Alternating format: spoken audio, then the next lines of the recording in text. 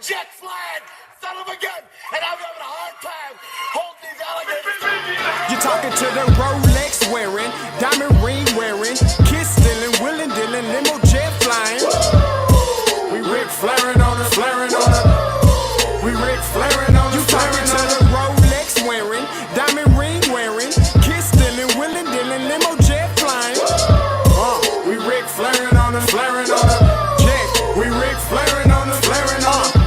It's apparent these girls staring. I'm Rick flaring, gold across my chest. I'm fresh to death, I'm Paul Bearing. Not at all scary. When I open like Betty Wops and find to these circles that's going in like a carry shot. Woo!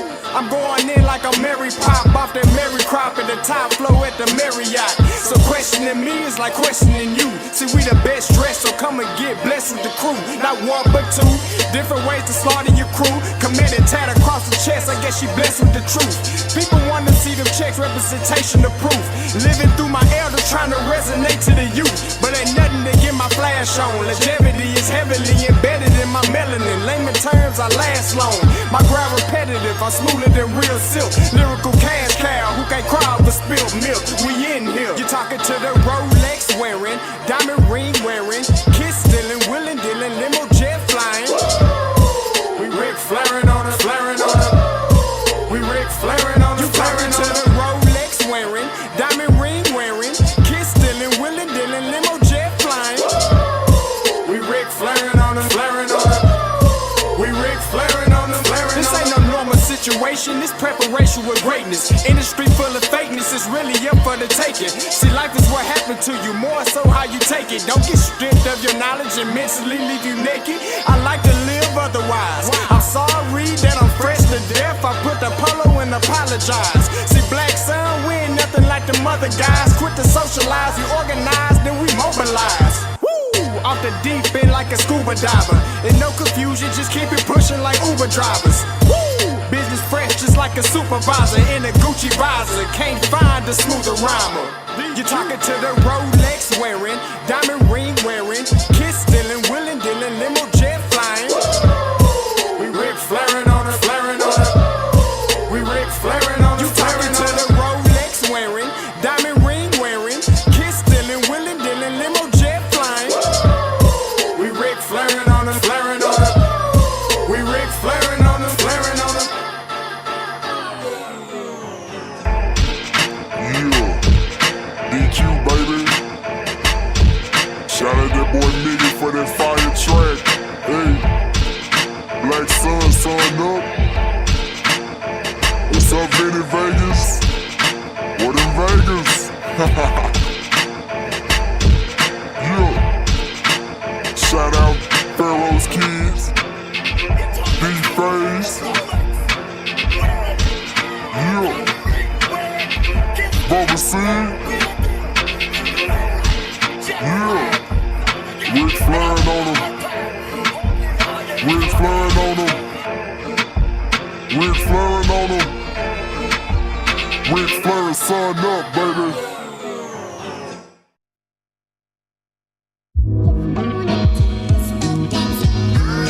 Hey, yo, Scotty, you going crazy for this one. We see what you're doing, we salute you. Hey, let's get it started. It's backpack, capital one. What's in your wallet? Got a call from my man, A. Scott. I said I got it. Love that you highlighting all of these black colleges. Try to pay me for doing this. Look, bruh, if you don't get off my line with that foolishness, voice of the swag, pull up where you at, no cap. If the Brody is speaking the soft facts, my advice, tune in to every show. Captain Petty, but we know that the sergeant is with the smoke. Speculate, just tell me what is we doing. Get into it, okay, look, I'ma say this and keep it moving. My boy Scotty, man, he off of the leash. Black grad, paying college, I'm glad that he called me. Walk it, cause we all been taught that talk is cheap. Even primetime knows Scott for the HBCU streets.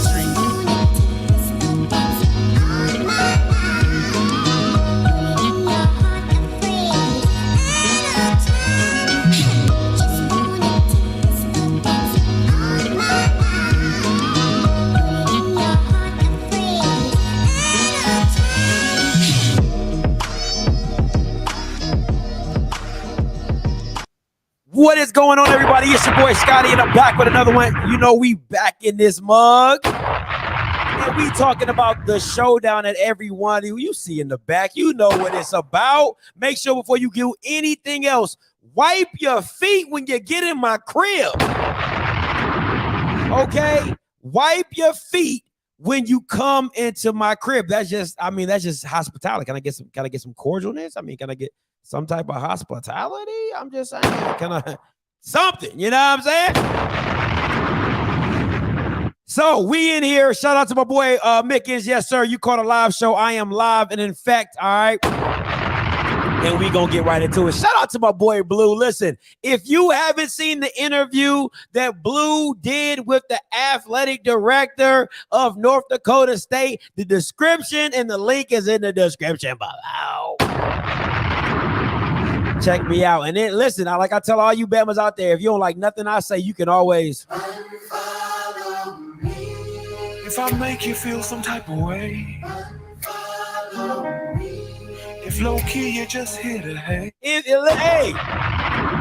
it is what it is. Do what you do, boy. Watch my shoes, okay? Here we go. Lottie Dottie, everybody, listen. The call lines are already open. Listen. So whenever you feel ready to call in, you know what I'm saying? I'll get to you when I get to you, but understand you might be waiting for a while, but I'm going to say my piece, though. Call lines are open, all right? Call lines are open as they always are.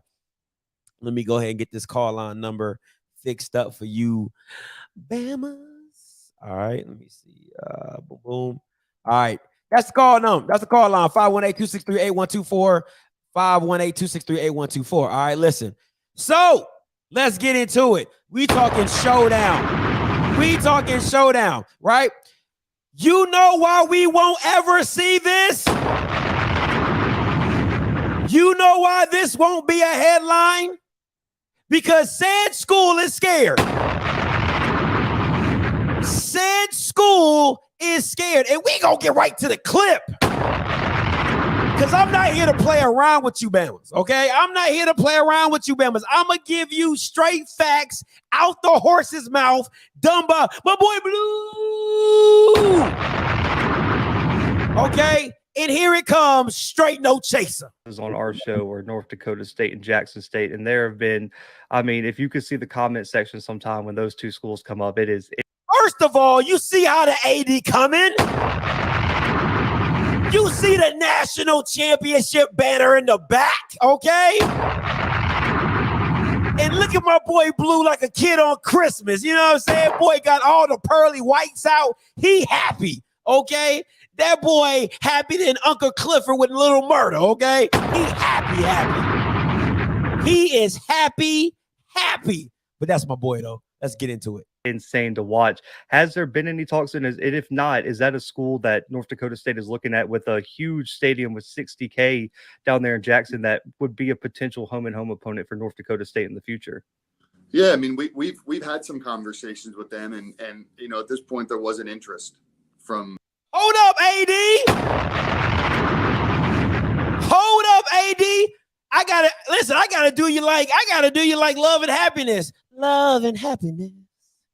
Something that can make you do wrong, make you do right. Love. I gotta ask some questions. What's going on? Something's going wrong. Who's on the phone? Someone's on the phone. What time is it, Al? 3 o'clock in the morning. What's going on, AD?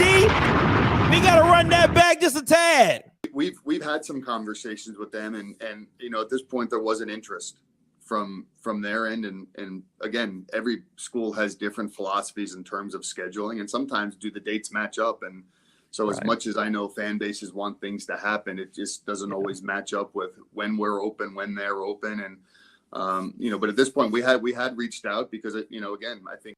Okay, so let's get it straight. They reached out. Hey,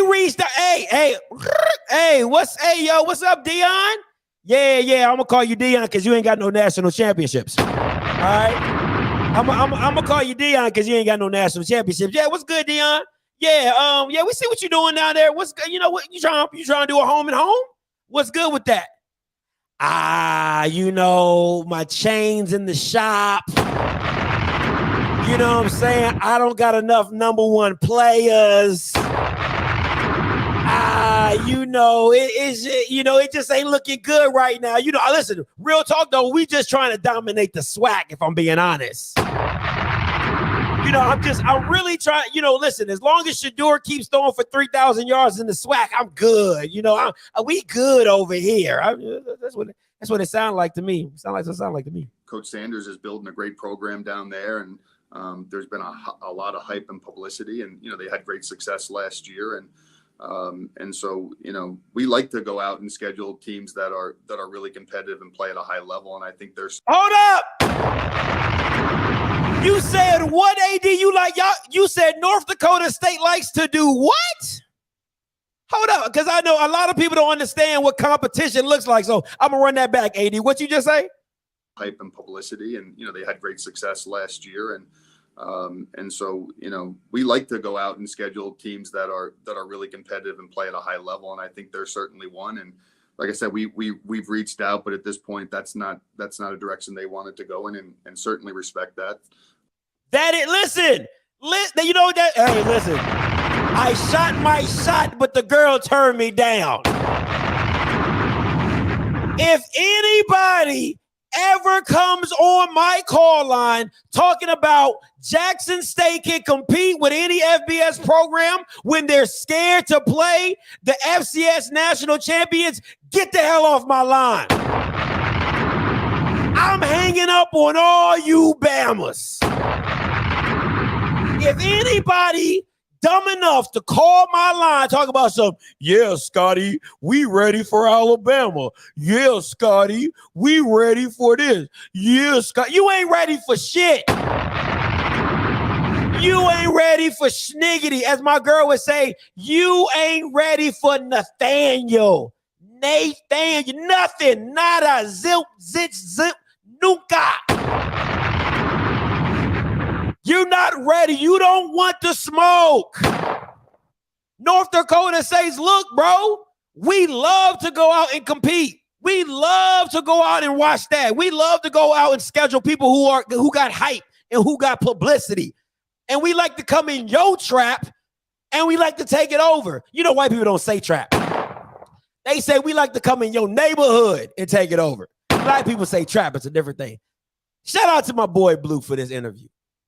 We've reached out, but at this point, that's not a direction they wanted to go in, and certainly respect that. Like I said, everybody has their own philosophy. So, but yeah, I mean, we're going to keep on trying to, not just Jackson State. We're going to keep on as we look across the country. We have some non-conference games coming up against some CAA opponents. We want to schedule against some of the better teams in the country. Because again, that goes back to our philosophy of trying to make sure that if we don't win the conference, that we have an opportunity to get in that large. Two biggest fan. Come on, man. Listen, this can't get no up. This is simple. You ducking. You are ducking the smoke. You don't want no trouble. Eyes don't want no trouble, North Dakotas. Eyes don't need no troubles. Eyes got a good boy. He's a good QB. And Eyes wants to see him go and does big things out in the NFL. But I don't want to see him play real competition. No, sir. We just as good as we can ever be in the SWAC. We just as good as we can ever be. He's trying to dominate the SWAC. Weeze is trying to, man, y'all better go on somewhere. Y'all better go on somewhere with that foolishness. Nobody better call my line talking about what Jackson State can and who they can beat. Nobody. I don't want to hear nothing about, oh, we can beat this team, we can beat that team, and you don't want to smoke with your own FCS conference.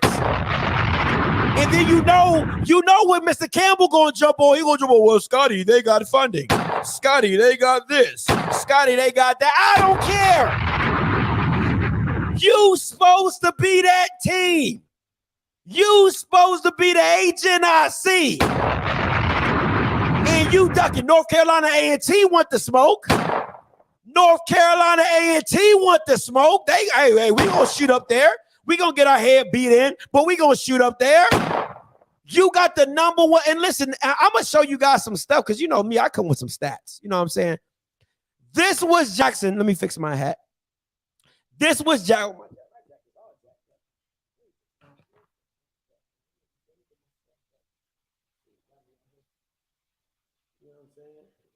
You know what I'm saying? Let me fix my stuff. Let me show you how similar these teams are really. They're not that far apart, honestly. Statistically wise, talent wise, who knows? So, number one FCS class in 2022. Jackson State was the number one in sacks in 2021. Fourth in scoring defense in 2021. Second in total defense in 2021. Second and third down defense in 2021. This is in all of FCS, right? Look at their counterparts. Third in defense in 2021. Third in total defense. Number two in rushing offense. And number one in score defense. That looks pretty damn similar to me. That looks pretty damn similar to me. You know, A and B. A and B. I'm just saying. It looks pretty damn similar to me. All right. Let me get to a caller. 7201 coming to you. Hey, caller, you live.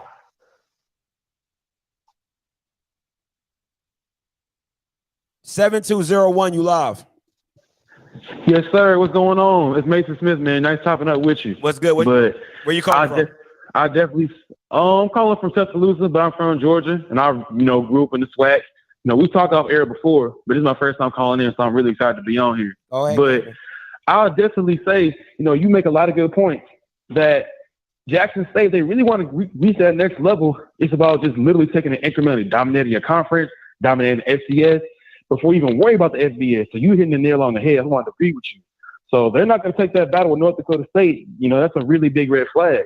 So hopefully, the match that we all want is eventually going to come through. But if they're not going to do that, then it's really not worth, discussing the Alabamas or even the smaller schools like the UABs. Because they're also at, high level as well. They need to take on the North Dakota States of the world. They really want to make their mark.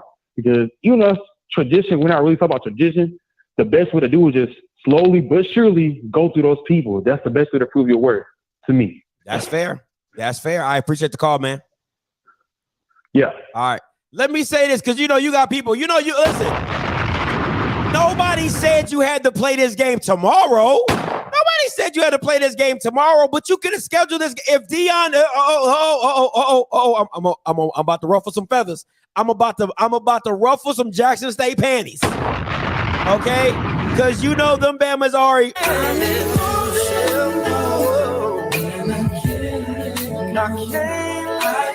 Them Bama's are emotional. All right, them Bama's are. If everybody thinks Dion is going to be there as long as he is, you could have scheduled this game 2024 and 2025. That is Shedeur Sanders' senior year. So. If all the freshman excuses and all that crap you want to give me, Travis would have been a junior. Shedeur is a senior. That's not a bad look. 2024, 2025. If Dion is going to be there as long as you think he's going to be there, that can be that. That's how home and homes work. It's a future schedule. You didn't have to play them Bamas tomorrow. Okay, you did. You just lost to South Carolina State. I don't think you can play with North Dakota State. But you could have scheduled this game 2024. You could have scheduled this game 2025. And the team is actually looking to do a home and home with you. So how can they not? You ducking. You Bamas is ducking. I don't want to hear nothing about nothing. Y'all Bamas is ducking. Dre, coming to you. You live. Man, first of all, Blue, that was a great interview. I watched the whole thing. While I was watching, the one thing I noticed is that he said he loves his home games. And what I've also noticed, in the past 10 years, they don't go down south for out-of-conference schedules. Look at the schedule. They don't go out of their conference schedule. They play in the Midwest out of conference. They don't go down south for anybody. Jacksonville State, Jackson State, Kennesaw State, they don't go down south for out of conference. So, and that's in the last 10 years because I looked at their schedule while I was watching the interview. So, I'm almost, that's almost like wondering. Both of us are from the military. That's almost like you being in the military for 10 years and not being deployed. You know what I'm saying? But you know, I mean, let's call it spade a spade, right? But a little bit yes and a little bit no, right? Because now they are going to Tennessee State, so that is a Southern. If you want to, that's about it. If that's about South, if you want to go. But you know why they're doing that? The interview says because they want to play in a bigger stadium like Nashville. Going to Jackson ain't Nashville. You know what I'm saying? Okay, but Jackson still holds 60,000 black folks. Now Nashville is not Jackson. The environment is different. You know that. I mean, you know what I'm getting at? The environment. We both been to Jackson. Listen, yeah, you're gonna get 55,000 blacks up in that joker. You know what I'm saying? But that's okay. Right. But that would come with a home field. That's what comes with a home field advantage. But this is my point, though. I get what you're saying. But if he's saying we reached out, that means they were okay with making that move. See, the thing is, I wish Blue would have asked a follow-up question. Was that a home and home? Because that wasn't said. You see what I'm getting at? That's the follow-up question to that, because he said he reached out. You know, that's like me asking you for $20. I just asked you for $20. You ain't tell me yes or no. So the next question is, was it a home and home? But if you look at their schedule, they out of conference schedule for the last 10 years. They don't go down south at all for out of conference at all. Like, that's a decade of you showing we don't like to play down south. We may recruit down, we may get a couple of receivers, but Midwest is where they're comfortable at. That's why they like folks to come up there. That's like, okay, you having a chick always come to your crib, but you don't want to never go to her crib. But why? But think if you look at their schedule, let's call a spade a spade. They don't really have to leave their region because all the best teams are literally maybe 4 or 5 hours away. And then if they do decide to play an FBS team, you still got Iowa State, you got Iowa right there, you got Oregon down the street, you got Washington down the street. You know, so you can still get what you want to get from the people you're playing, because if we're being honest, most of the Southern teams aren't on the level of their own conference, of the Missouri Valley Conference. I'm just saying out of state. I'm just saying like a home and home, because it's easy to sit there. Well, once again, I'll equate it to a female. I could give you gas money. Just come to the crib. You know what I'm saying? I'll say this. I'll say this. It's easy to do that. I'll say this. Hold on. I'll say this. Okay. If North Dakota State did not offer them a home and home, I would have turned that down as well. I will give, if Jackson State was not given a home and home, I would have turned that down as well. I'm not about to come to Fargo 2 years running, it don't make sense. And see, the thing is, I'm mad at A&T for not getting a home and home, because Greensboro, the city, has 3 million people. Greensboro is the third biggest city in North Carolina, and it's like 1 million. And Greensboro got 3 million, and we hold like 30,000 people. You got 30,000. Most of them, Fargo has less than 10,000 black people. You know what I'm saying? Mm-hmm. So you talking about, you imagine your team that is probably most of them Midwest, most of them from North Dakota, and they probably never seen 30,000 people in their life. That's a home advantage. So the follow-up question to Blue is, was it a home and home? Because he said, we like our home. We like having 6 home games. They don't like going. They schedule. The record says they don't like going down south playing out of state, out of conference games. The record says that. Over 10 years. So, they like playing. They like playing where they're comfortable. They like playing. They'll play in the Midwest, you know. But you ask them to come down south where the heat is. Nah, they ain't trying to do that. So I'm just saying. We got to tell both sides.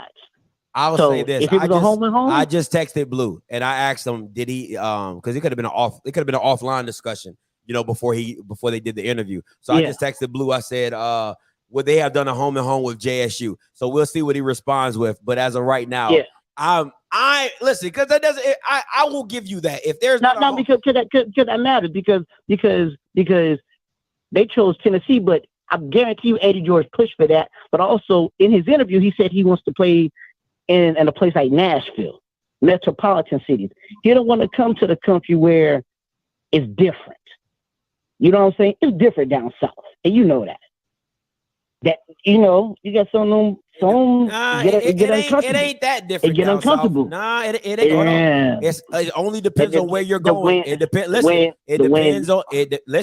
it depends on where you're going, because you still have states like the University of Alabama that can go to it can fill up an all-white stadium. Auburn can go 40, 50, 60, 70,000 of all white people. So let's not act like white people ain't in the South. But when you're playing a Jackson State in Jackson, yes, that's a different environment than if you go into Nashville where there's a mixed breed. So I understand. Nashville's the country city capital of the world.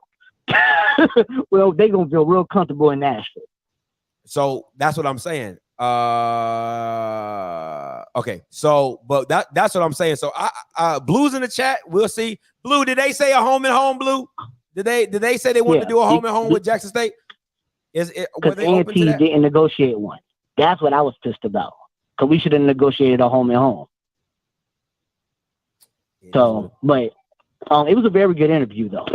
But I did my research. What I was doing, I was like, he made it clear he loves having his home games because that's an advantage and everything. He all the teams he plays out of conference are Midwest.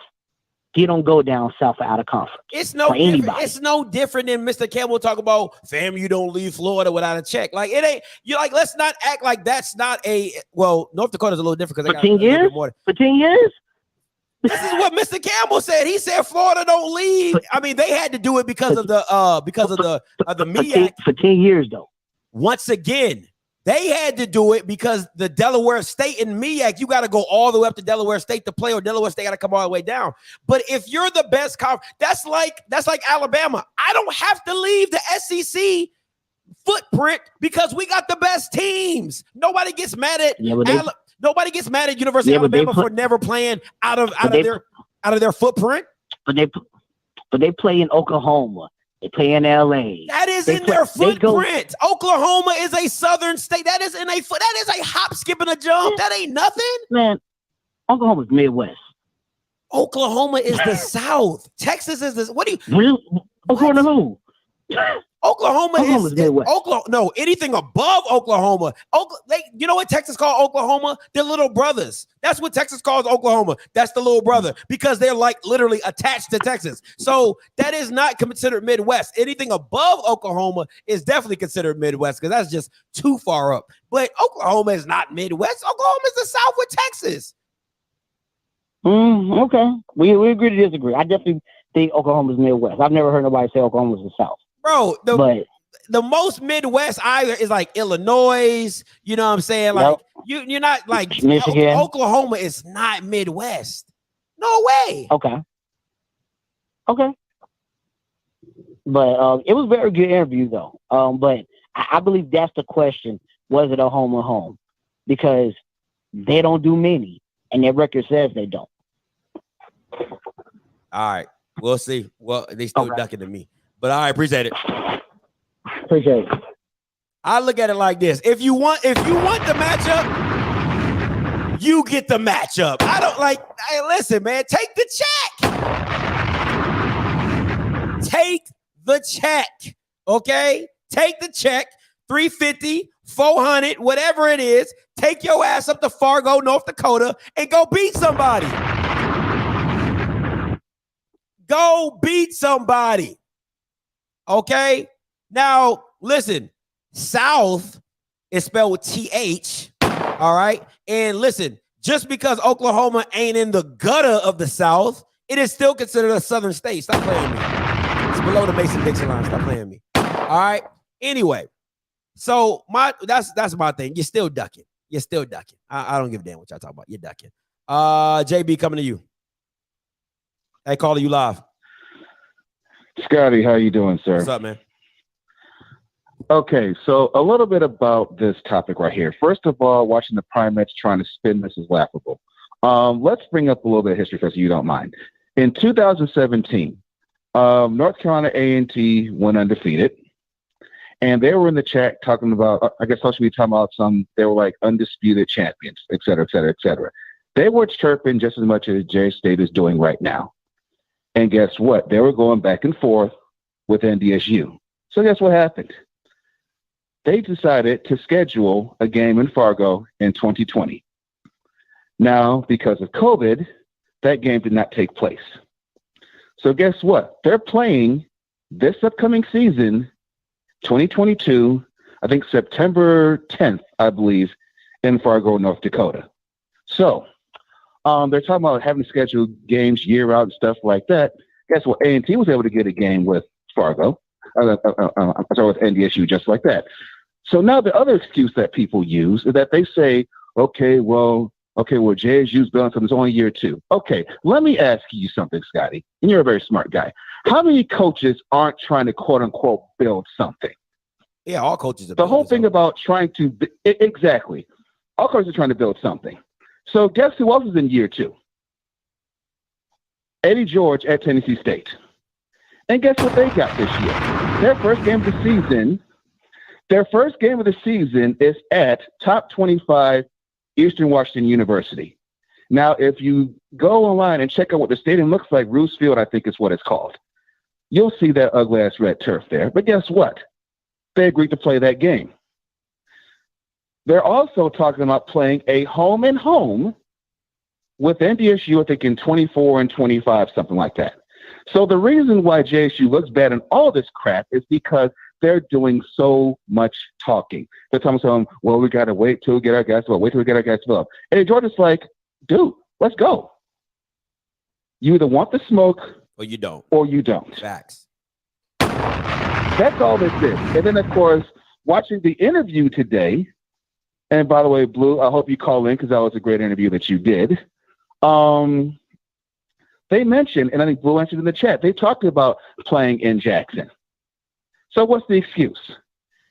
If you're not ready, say you're not ready. But don't talk about how you're trying to, quote unquote, build a future, trying to build a dynasty. And you have other newer head coaches, newer HBCU head coaches wanting the smoke.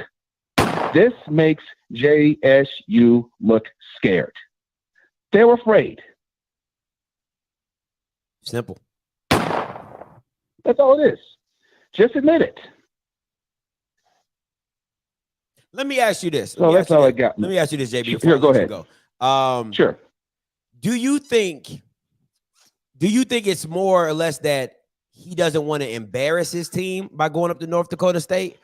Or is it just that they really don't want to, like, you know what I'm saying? Like, sometimes you can be like, you know what? I really just don't, like, that game doesn't really make sense for us. Or is he scared that he doesn't want to get his team embarrassed about how far behind they really are?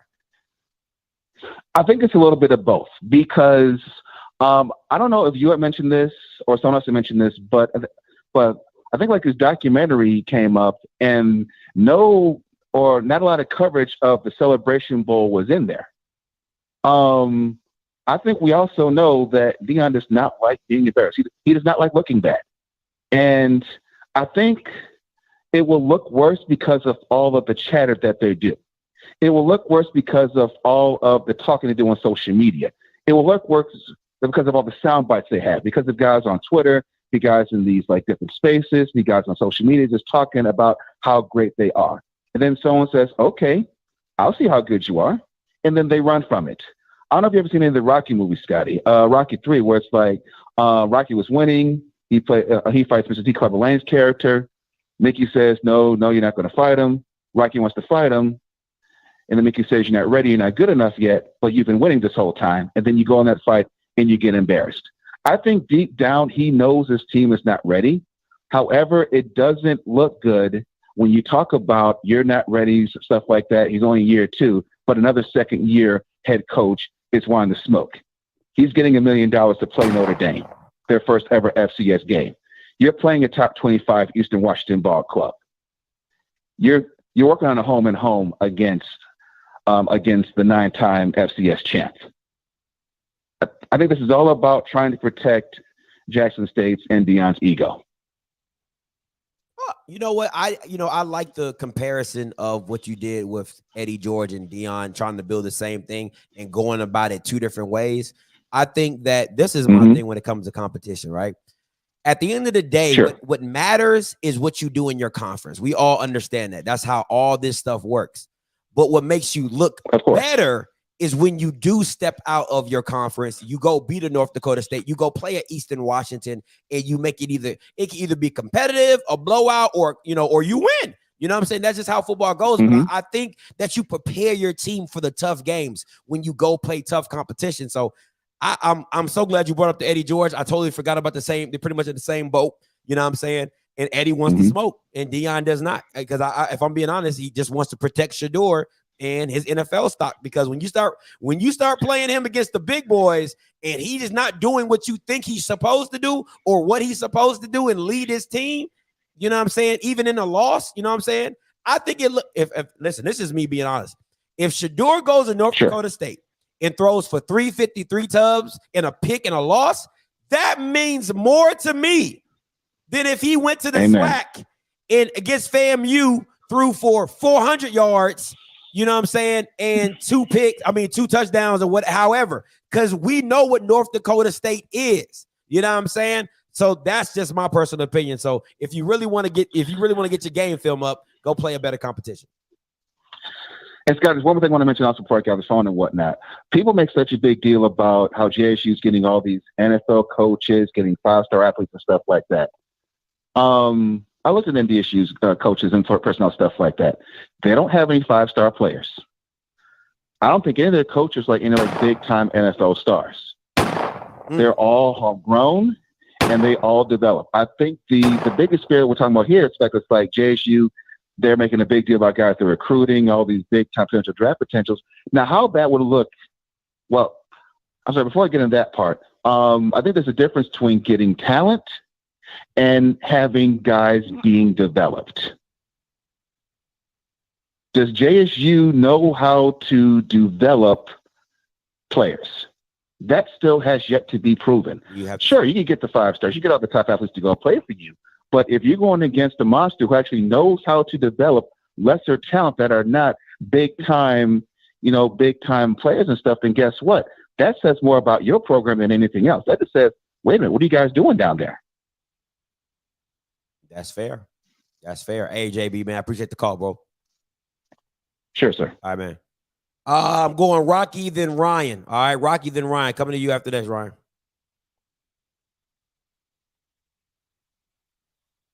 Hey, what's up, Rock?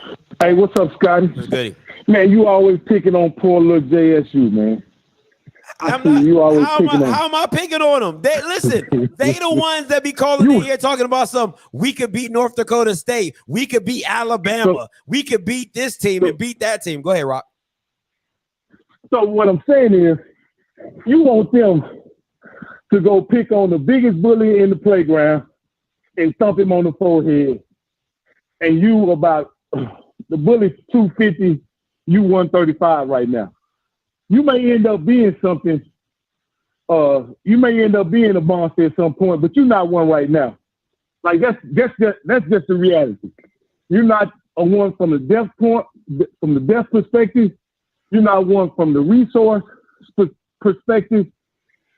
And to me, to be perfectly honest with you, there is not the coaching depth on the sideline for JSU to compare what is over at North Dakota State. So you're gonna be hold up out, and they have a much better winning. Hold up, Rock. Oh, no, I can't let you get away with that. Oh, because you're slowly but surely you're actually making an indictment against Jackson State. You're saying, because I remember when Jackson State first came on the scene and Deion was sitting in the table and how much years of experience you got? How much years of experience? So they got over like 60 years of NFL playing experience and some coaching experience or whatever, right? So you're telling me that the Jackson State coaching staff, including Mike Zimmer now, they didn't have him before, but let's take Mike Zimmer away. So you're saying Jackson State's coaching staff is not even comparable to North Dakota's coaching staff, and they have no NFL experience? That's what you're telling me? No. So yes, that's exactly what I'm saying. I'm saying North Dakota State then had 2 first-round quarterbacks drafted in the last 5 years, right? These are first-round drafted quarterbacks. Jackson State or Deion have any pelts on the wall comparable to that? No, I'll answer the question. When the last time Jackson State had a first-round player drafted, period? Well, I mean, Deion just got there last. Deion just got there last and that's year. That's what I'm saying, Scotty.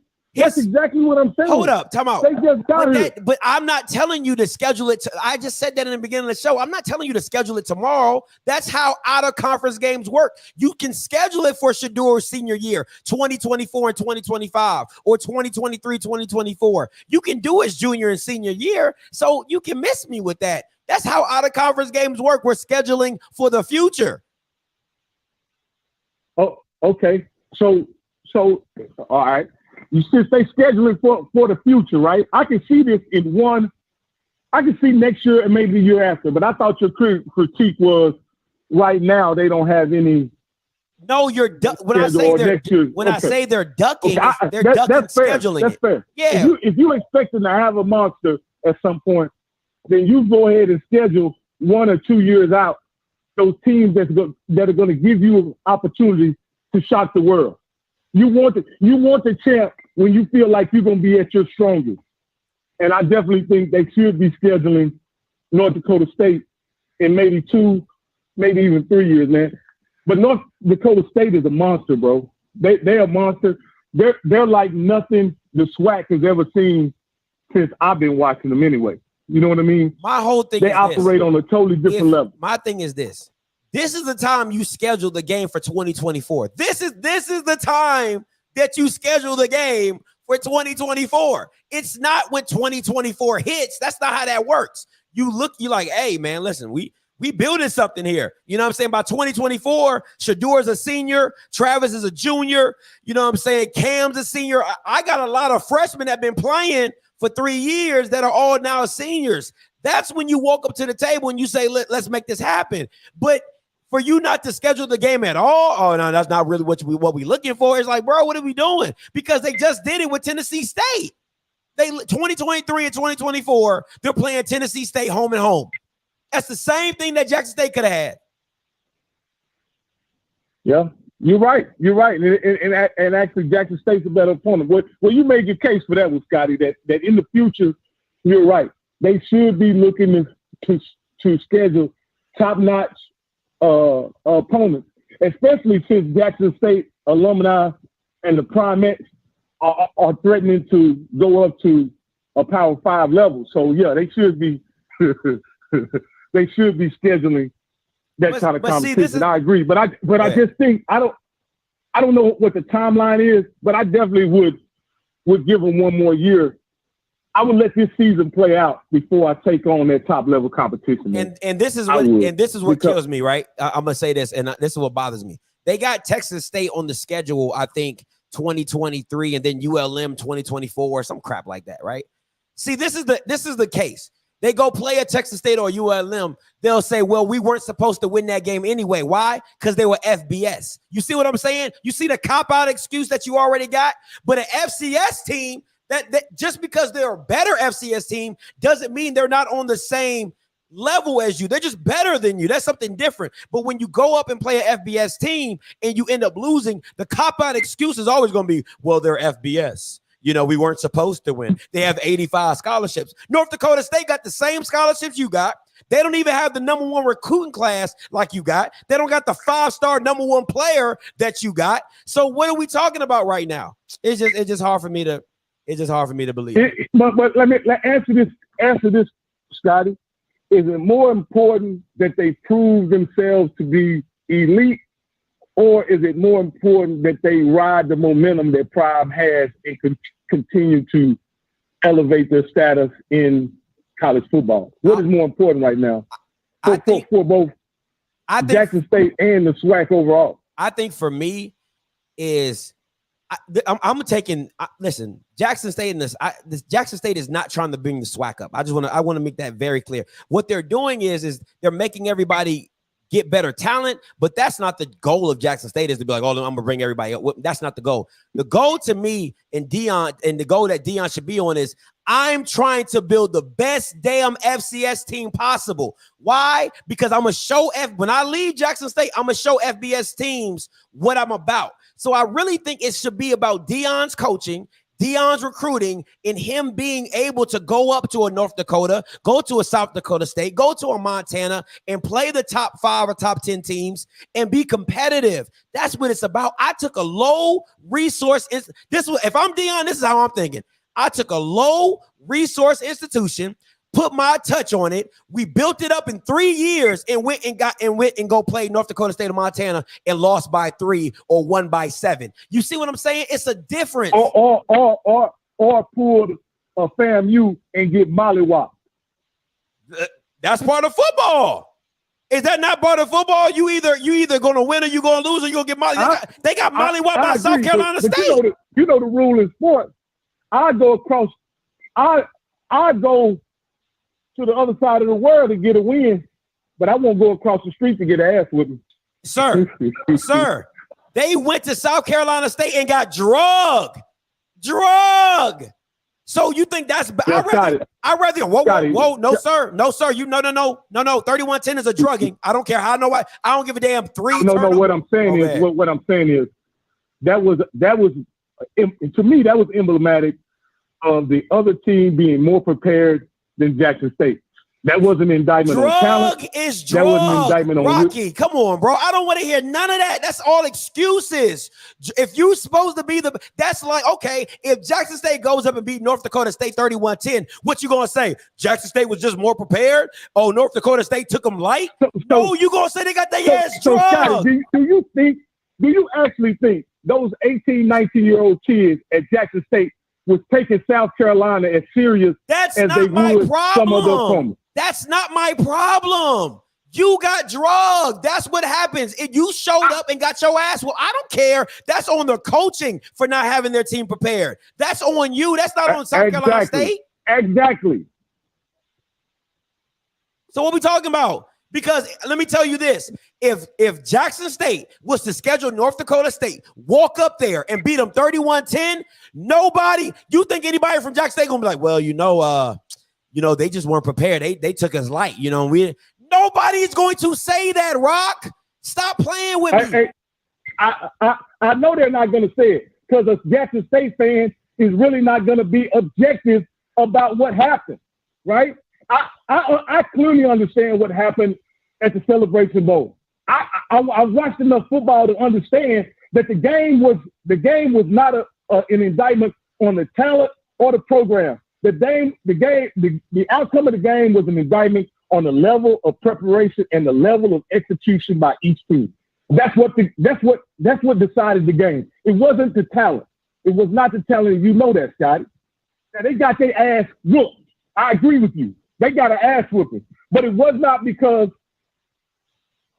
South Carolina State had superior talent or a much better program. It was about those kids executing on that day and they being supremely prepared and the halftime adjustment. I'll give you that. But it was not an indictment on talent at all.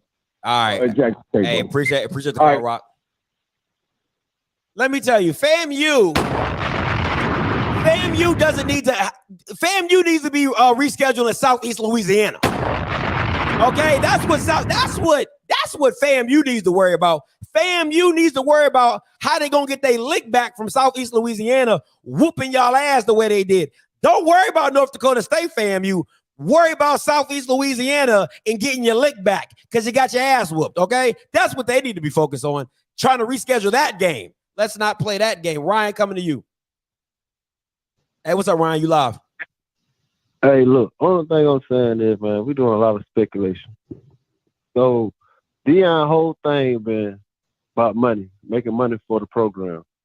So, we don't know. Like I said, I wish Blue would answer the question. Did the AD say, because I listened to the interview, did the AD say they wanted a home and home with Jackson Blue State? just texted me. He said yes, just like they did one. He said yes, just like they did one with Tennessee State. That's why I made sure to specifically ask about a home and home. So yes, they were open to doing a home and home with Jackson State. Next question. And what was the issue? Was it schedule? Did it have something to do with scheduling or what? He said, the AD said they were not interested at that time. That's what he said about Jackson State. He said we reached out. They were not interested at that time. Okay, cool. Only thing I was telling you is we're doing a lot of speculating right now. Like I said, it's hard for me to believe. Like you got like Deion got to put on pads or something. Like he's scared. What are you scared of?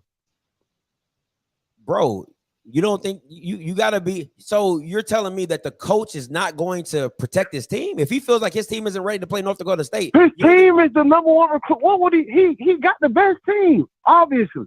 The number one recruiting class. Does not mean you're the best team. What is he scared of? He has the best team. Does not mean you're the number one recruiting class. Does not mean you're the best team. You know why? Because you just got your ass beat by South Carolina State. Coaching matters. You got your ass beat by. If you had the number one team, you got your ass beat by South Carolina State. Make that make sense to me. Oh, Jesus. Make that. No, I'm asking. You said you got a number one team. You got your ass beat. Make that make sense. So number one recruiting classes doesn't mean anything. North Dakota State rarely has the number one recruiting class and wins national championships. Let me ask you a question. Did Jackson State drag Texas Southern last year? Did they drag Texas Southern? They beat them. Did they drag them? I'm asking. I don't think so. South Carolina State drug Jackson State. Did they drag? I don't think so. Okay, but the score was the same. The point differential was the same. No, whoa. The point differential was the same. 40, the score was not the same. 31 to 10. 21, right? It was 21 to 40. That's two different scores, my boy. 31 to 10. 19 to 21. No. That's sir. No team had scored 21 points on you guys. Texas Southern was the only team at that point to put up 21 points on you guys. So no, the score and they put up 40, and Jackson State put up 40 with on a Texas Southern team that had no defense. What are we talking about right now? What are we talking about right now? So you put 40. You put 40 on Texas Southern, which was second to last in defense. You put 60 on Alabama, which was dead last in defense. And then when you went to go see South Carolina State, what happened? That ass got taxed, and you put up 10 points, and you put up 30, and they got put up 31. What are we talking about right now? I'm trying to get you to make it make sense. You talking about the point. We talking about North Dakota State. We not talking about Texas Southern. We're talking about North Dakota State. You said no. They did drug you. They drug you.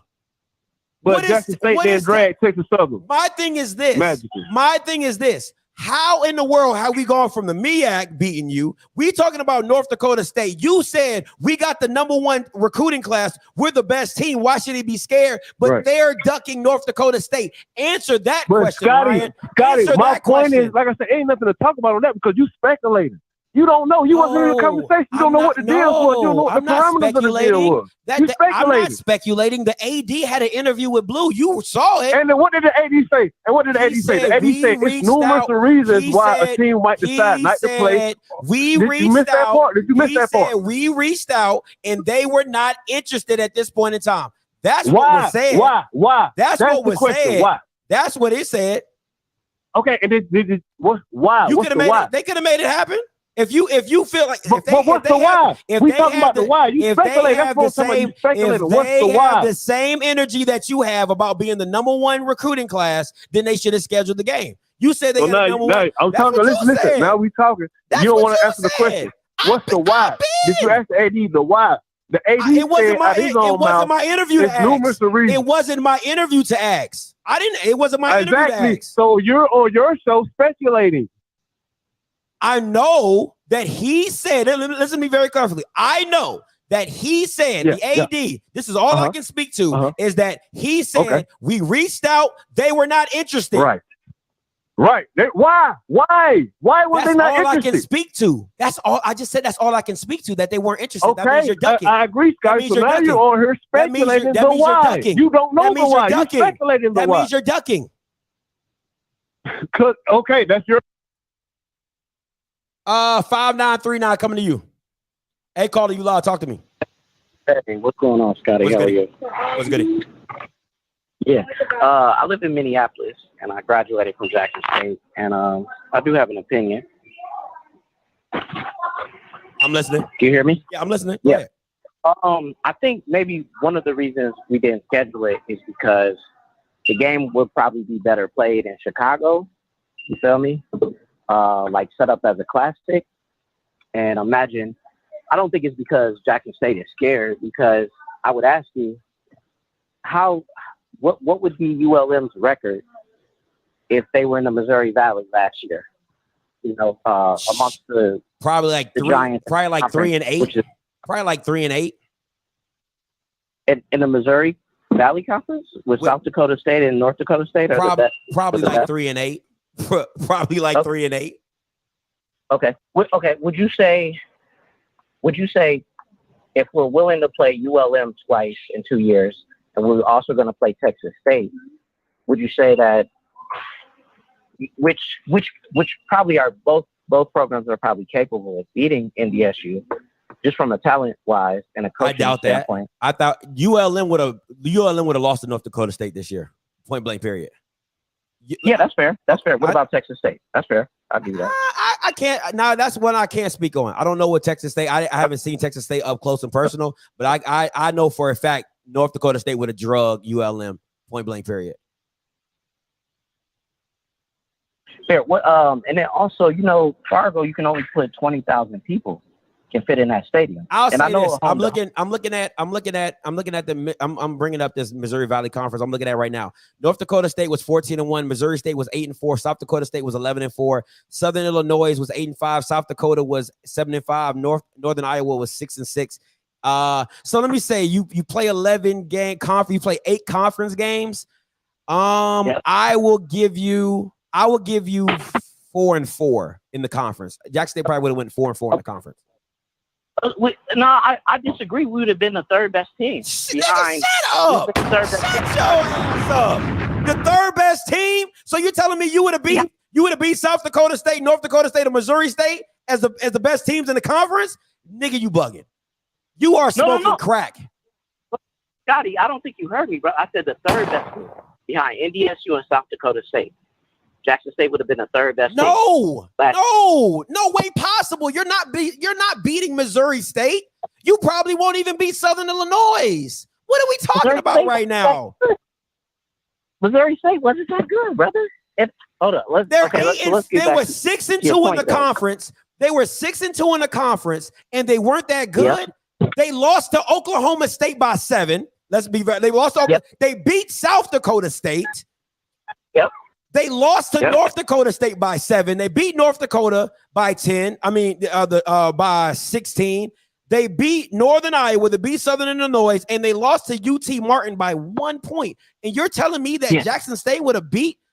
Boy, you are smoking. What are you smoking? No, I'm not.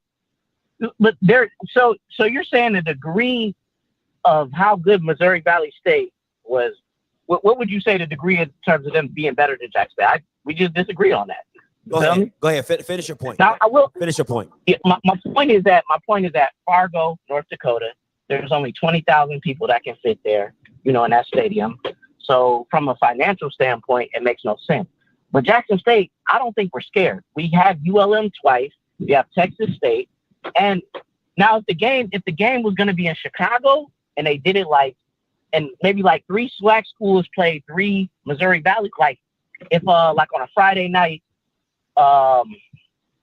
St. Thomas played Bethune-Cookman, and then they had 2 games on Saturday, South Dakota State played Southern, and then for the Saturday night game, it'd be Jackson State against NDSU. I think our AD would entertain that, but I don't think anybody's scared. I don't think anybody's scared. I'm glad you feel that way. Do you have any other point? Yeah. My point is, another thing is too, let's talk about NDSU, because I've seen when they beat University of Minnesota in 2009. They're a good team. They beat Iowa. They have FBS level offensive line.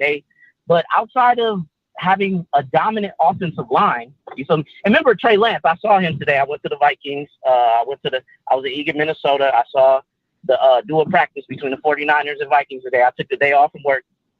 Remember Trey Lance? He was a 3-star, right? Jerry Kill didn't give him an offer to play quarterback. he gave him an offer as an athlete. He was a two-star. He was a two-star. Marshall came out of Marshall, Minnesota. They have an okay football program. NDSU recruits Minnesota very well, but outside of offensive linemen, they're not really special. Remember, Carson Wentz wasn't even the starting quarterback. He got in because the Easton kid had got injured. North Dakota State ain't nothing special, brother. They just have a lot of championships, and they do have a strong program. They're nothing like spectacular. They're nothing. Hold on.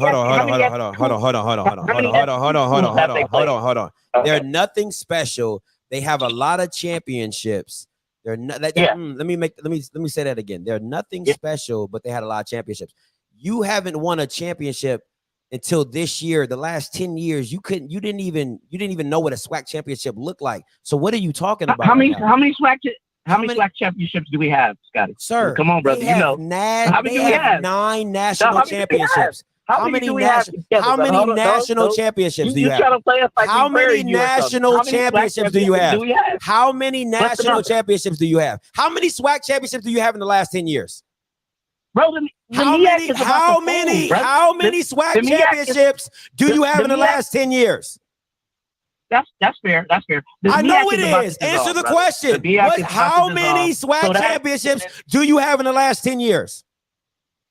That's fair. How many national championships? How many national championships did North Dakota State have in the last 10 years?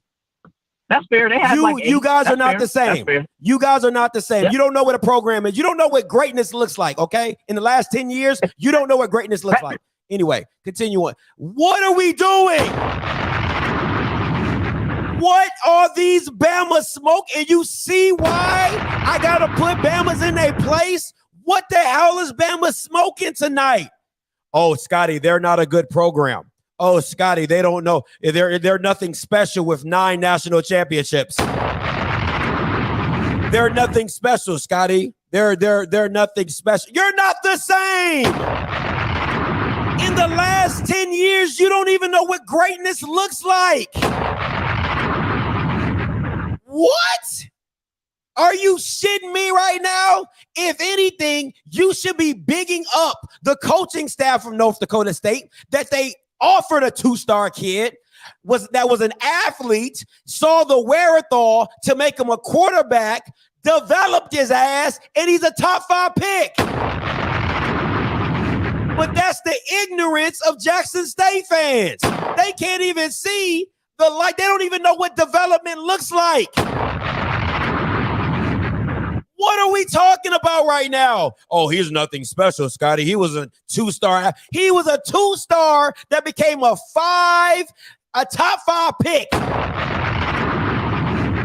What? Bama's is bugging, and y'all want.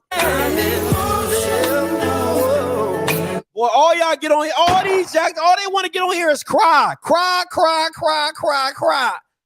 What? Man, you better sit your dumb ass down somewhere. 1714 coming to you. Hey, caller, you live, man. My patience is on E today. It's really on E today, so y'all better be on your best behavior. What's going on, caller? What's going on, man? What's your name? Where you calling from? I'm calling from Mobile, man. All right. I hope they got some more. I hope they got some sense down in Mobile other than Jackson. But go ahead. Yeah, we got some sense, man. Well, look, those Jackson State fans, they're delusional now because Deion there. They worse than Cowboy fans. We already know that. You know what I'm saying? So, but I just wanted to kind of just jump on that North Dakota thing. Come out. You about to get hung up on. Don't do no Cowboy slander on here. You understand? You understand what I'm saying? I'm a Dallas Cowboy fan. I'm a diehard. My brother Cowboy fan. My brother Cowboy fan. Diehard. I don't need no slander. I don't need no slander on here. You keep it. Listen. I know. Keep it above the belt. 25 years. It's been above 25 years. Keep it above the belt, sir. Don't play with me. All right. I told you. My patience is on E. Don't play with me. Keep it above the belt. Go ahead. The North Dakota State thing, I think it was like this. They probably called. They want to do a home and home. That was not the case. That's probably what they wanted to come there and play them twice. With that third year probably being an option to come to Jackson, maybe not, because Alabama State went through the same thing with South Alabama when South Alabama had just played their first year as a D1 college, and they tried to give Alabama State that same deal, and Alabama State said, "No, you can do a 2-for-2 at our house, and that third year will be an option, but we ain't doing it no other kind of way." And they hung the phone up. So that right there, what that AD did, that was just a bunch of lip service. I don't think he called Jackson State and said, "We want to do it home and home," because they don't go nowhere.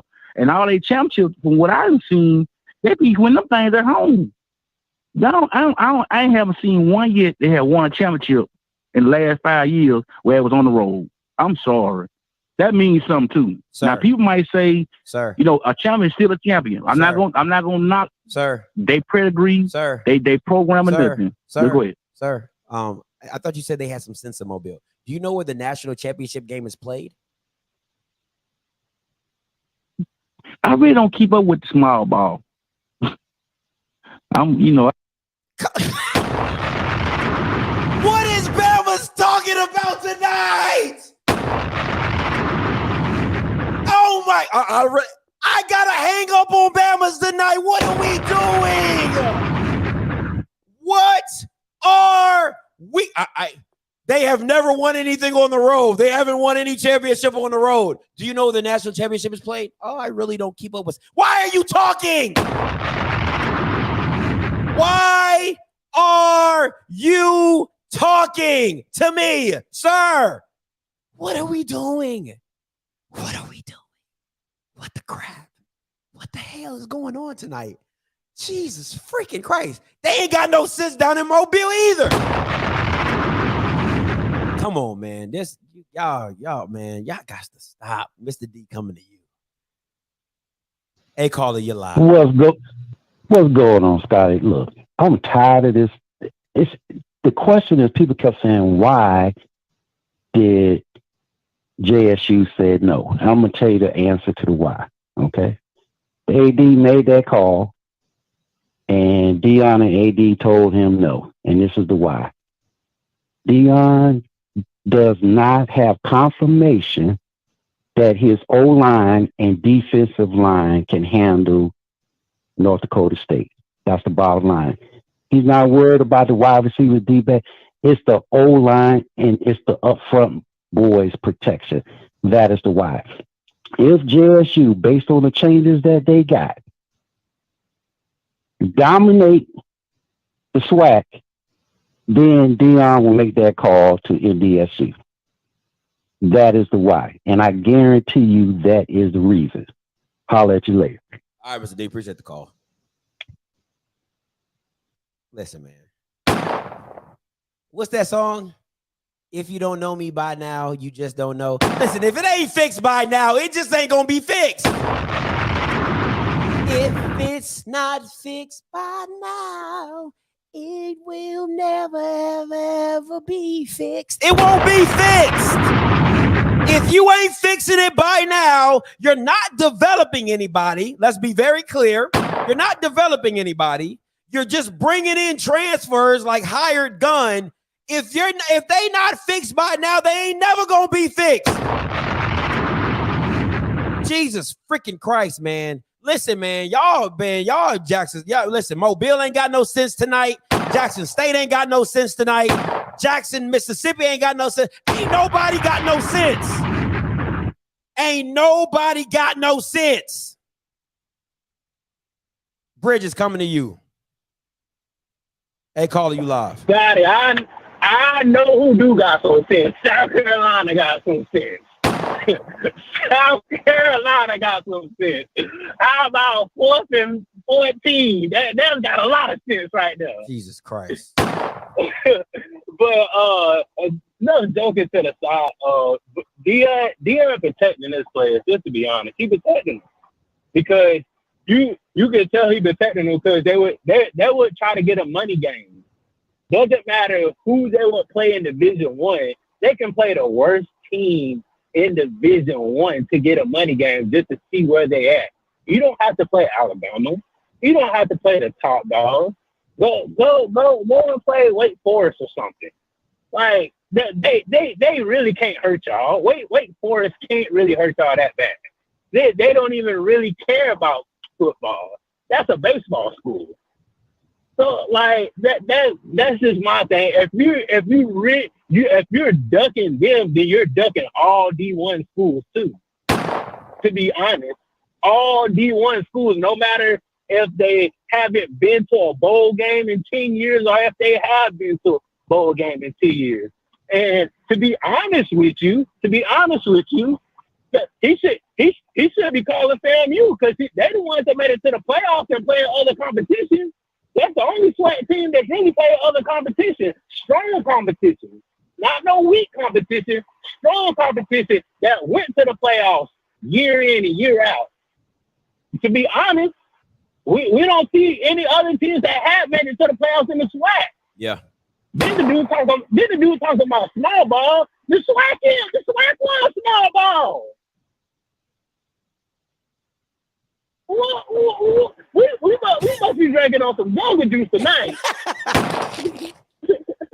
Well, y'all must be going out tonight. Y'all must have been drinking on some jungle juice and just call it in before y'all go out. Got to. It's ridiculous. It's because the stuff y'all saying is blasphemy. If Stephen A heard some of the stuff y'all said, he would have just stopped the show and said, I'm done. Y'all must give me on first take. I almost had to stop the show and said I was done. Man. I had to think about it myself. If I'm doing the show. Man, listen, I'm about to start hanging up on Bama's, man. I ain't even about to deal with no dumb stuff tonight. Just hanging up on people, boy. But hey, Bridges, man, appreciate the call as always, boy. No problem. All right, man, peace. Hey, listen, man. Somebody said South Carolina Station. South Carolina State ain't scared.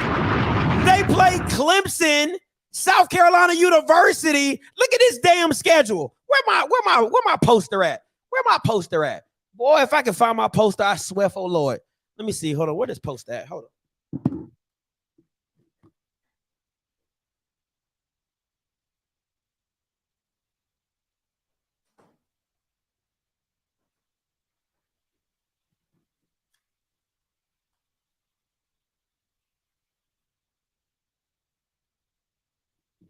You want to see what a non-scared schedule looks like?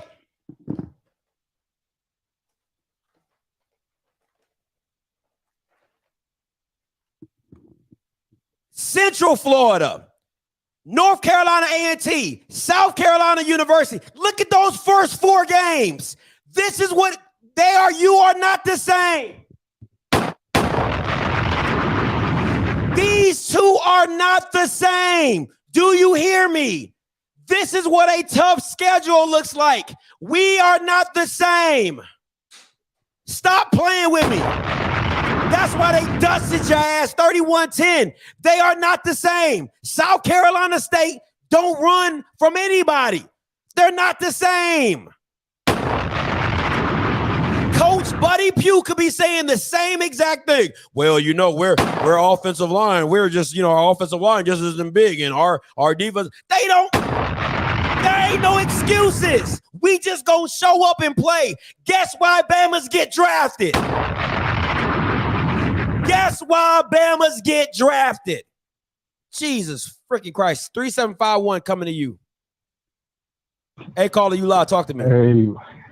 Hey, what's going on, Scotty? This is Mike from Maryland representing the MEAC. DMV, hey, you're man. good with me. Come on now, let's go. You already know, man. But as a former Marine, I want to know, why are you building up all this artillery if you ain't ready for war?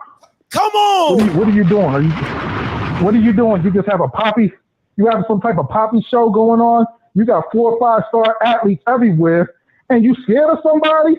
Man, I lost a lot of respect for Dion and JSU because, man, if I got 4 or 5-star athletes everywhere, man, I'm going up to Fargo. I'm going to get my check, and I'm going to win the game. That's how I think. And that's one thing I have to give North Carolina A&T a lot of respect. When they was building their program for the last 10 years, it was anytime, any place, any venue. We're going up there to get a check. We're going to kick your ass, and we're going back to Greensboro with your money and celebrating. Come on. I don't understand this, man. You got Travis Hunter. You got Malachi Wyman. You got all these great players, and you scared to go up to Fargo or go to Jerry World Tell Jerry Jones we're gonna play this game at Jerry World. I guarantee you have 80,000 people in the stand. Easy, right? That'd be one of the biggest games of the year. Man, like you running, man. Like 3-6 Mafia say, you running. JSU running. That's it. Man, listen, I love it. I love it. You see how Maryland becoming? You see how Marylanders becoming? We don't play that stuff. Marylanders don't play with the DMV. We different. You see how Maryland come? You see that Maryland energy? You see, we ain't about all that good. Oh my God. Oh, he's in his second year. Ain't none of that. That DMV energy, we different. Come on, man. DMV, you're good with me. That's how you show up and represent. I don't know what the hell they doing down in Mobile. I don't know what they smoking on down in Jackson. But Maryland, we move different, baby. Okay. Come on, man. Stop playing with us. All these, man, come on, man. Now you got me. I'm hyped now. Let's get it. All right, 2523 coming to you. Hey, caller, you live. Hey, Scotty, this is James from North Carolina. Long time listener, second time caller. How you doing tonight? I'm doing good, man. Talk to me. I'll tell you what, man. I'll tell you what they're smoking on dope.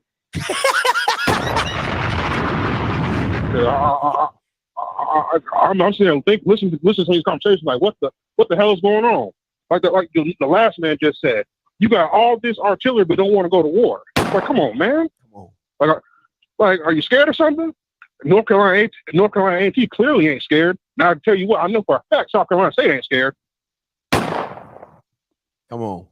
This is like I said, I ain't gonna lie. I'm not a JSU fan, but I'm a huge Deion fan. He dropped some levels on my point. That ain't a good look. Especially when Blue just said that man said they want to do a home and home. So what the hell are these other people talking about? Talking about some, well, there's different factors. Fuck factors. Excuse my language. Excuse my language. You good? But to hell with all that. You good? To hell with all that, man. You can't assemble this. No, this shit is embarrassing. You can't assemble a team like that and then be scared. When the number one team come calling, you ducking? What the fuck? Come on. Like man. I said, excuse my profanity, but this was embarrassing. This was a bad look. Ain't nothing cool about that. I don't care what nobody say. You can't call yourself. I don't want to hear no more JSU fans talking about something. They're the baddest team. You're not. That is, like I said, like I said, great interview by Blue. But when I heard it, I was like, I kind of knew in the back of my, I was saying in the back of my mind, please don't tell me JSU was scared. Please don't tell me they're scared, and they were scared. Absolutely. Eddie George was scared. Not even. He a second-year coach. He a second-year coach, just like yeah. No, come on, man. And he didn't sign any 5-stars. Come on. Like this, like what are people talking about? Like I said in the beginning, clearly people in Alabama and Mississippi clearly smoking dope, but they don't know what the hell they talking about. I love it. Like I said, that ain't my state, so I ain't concerned about them. I know my state, my team. No, my state, my team. We going to play them. We ain't scared. I love it. I love like it. I said, let me get back to work. But I love your show, man. Hey, appreciate the call, bro. Listen, sometimes cursing is good for the soul. You know what I'm saying? Sometimes you got to get it out. You know what I'm saying? And that's what this channel is all about. You got to get it out. Sometimes y'all ain't making no sense when you get it out, but you got to get it out. Okay? Sometimes you got to get it. Hey, Paris, listen, it's okay. You don't got to be.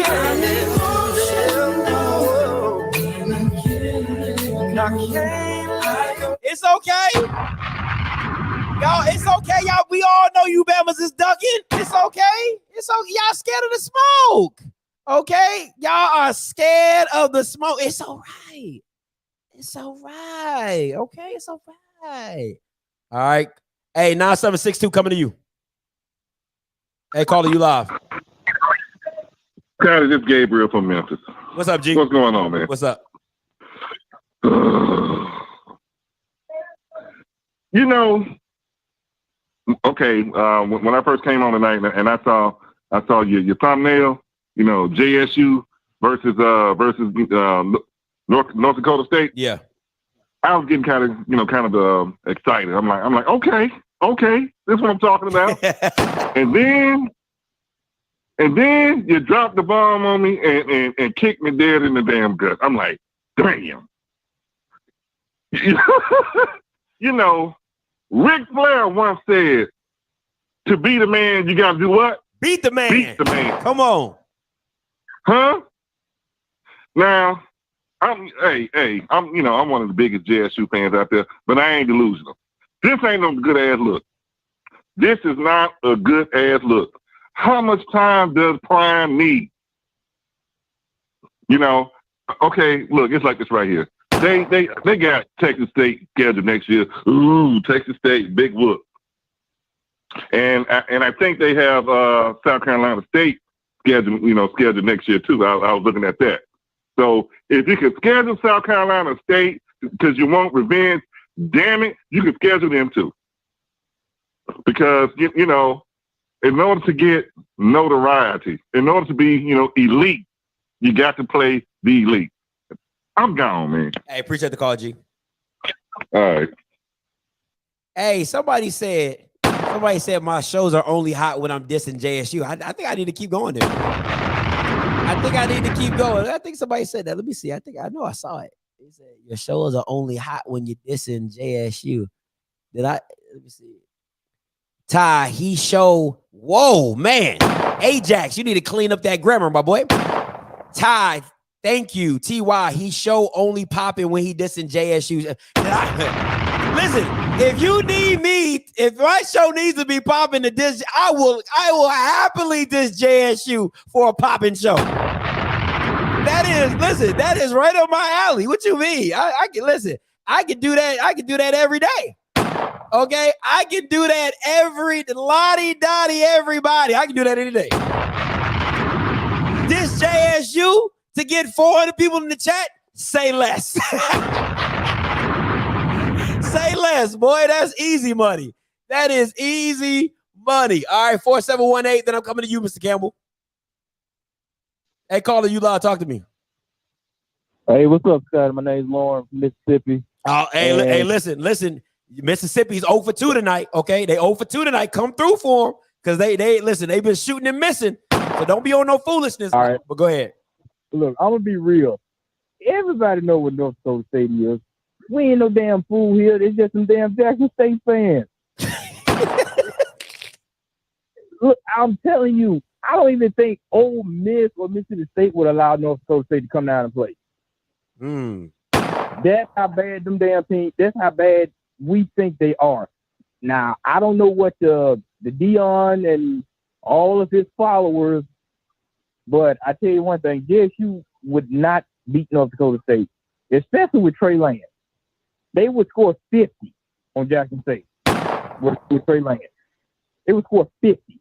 That's how good he was. And people don't understand that is a program. They got 9 out of the last 10 championships. They're above 500 against Power 5 schools. What's the JSU record against? Hey, listen, they out of conference record in FCS is just bad. You know what I'm saying? It's bad, man. I tell you, it's bad. I don't know what the hell they got going on down there. Maybe it's that water. I don't know. Maybe it's that sewage that's been leaking in that water down there. With the potholes been rattling their brains, but anybody with any sense would know Jackson State don't stand a chance in hell of beating North Dakota State. They can. I'm gonna put this in perspective. Now let's just say if this is the last year of the Southern Heritage Classic, right?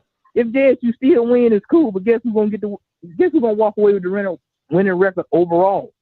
Tennessee State. Tennessee State. We all know. Like let's just say this also. Delta State has played. They played Jackson State down to a wire last year. Now, with all that talk they did, they were saying they were going to blow Delta State out by 40 damn near. Look what happened. You let a team get in your red zone at the end of the game and damn near beat you. I don't think that's an all-world team to me. I'm just saying. And technically, Delta State got more national championships than Jackson State. They got more. They got 6 national championships. So they're willing to play the top D2 school, but they ain't willing to play the top FCS school. Okay, I got it. They can't even handle the top. They can't even handle the D2 school. Hell, Delta State is 4-1 over Valley. They're 4-1 over Valley at D2. And guess who's the only team in Mississippi though to beat North Dakota State? Delta State in the last 20 years. Wow. That's the only team in Mississippi to beat North Dakota State in the past 20 years. And that was a playoff game. There wasn't no regular season game. So I would make the case as the top 3 teams in Mississippi. No, of course you got to have Mississippi State, Ole Miss, but you got to put Delta State in there. Why? National championship. Nobody recognizes the SWAC championship. Just be realistic. Who recognized it as a legitimate championship? No one. Because it's like it's just a basically, okay, you won, but who have you played to get that title? Nobody. You don't go out of the conference and beat anybody. And the closest I would say any team in the SWAC I've really seen that actually compete with somebody in the last few years would be Alcorn, because they played South Alabama really well, but I mean the rest of the teams we don't see much from them. They're not going toe to toe with these teams. Mm-hmm. Hell, I mean Alcorn is beating the Southland, but I mean you got to also look. McNeese is like 13-0 against the SWAC overall too. Yeah, I think they undefeated. I think they haven't Southern is like 0-10 or something like that. But you know what I'm saying. But hey man, I appreciate the call though, bro. That was some good insight. All right, appreciate it. All right, dang, I ain't know Delta State had it like that. I did not know Delta State had it like that. That SWAC championship one hurt. I ain't even gonna lie. That stung. Hey, what's up, Mr. Campbell? I'm calling to defend the education for the state of Mississippi, because it has been totally embarrassing for these fools to be calling in with this foolishness. What is this, man? Please, if you do not know what you're talking about, stop embarrassing the state. We know they 50th in education, but stop proving it when you call in on this show. I mean, my God. So I'm going to try to make the case for Jackson State. Since you Bamas cannot.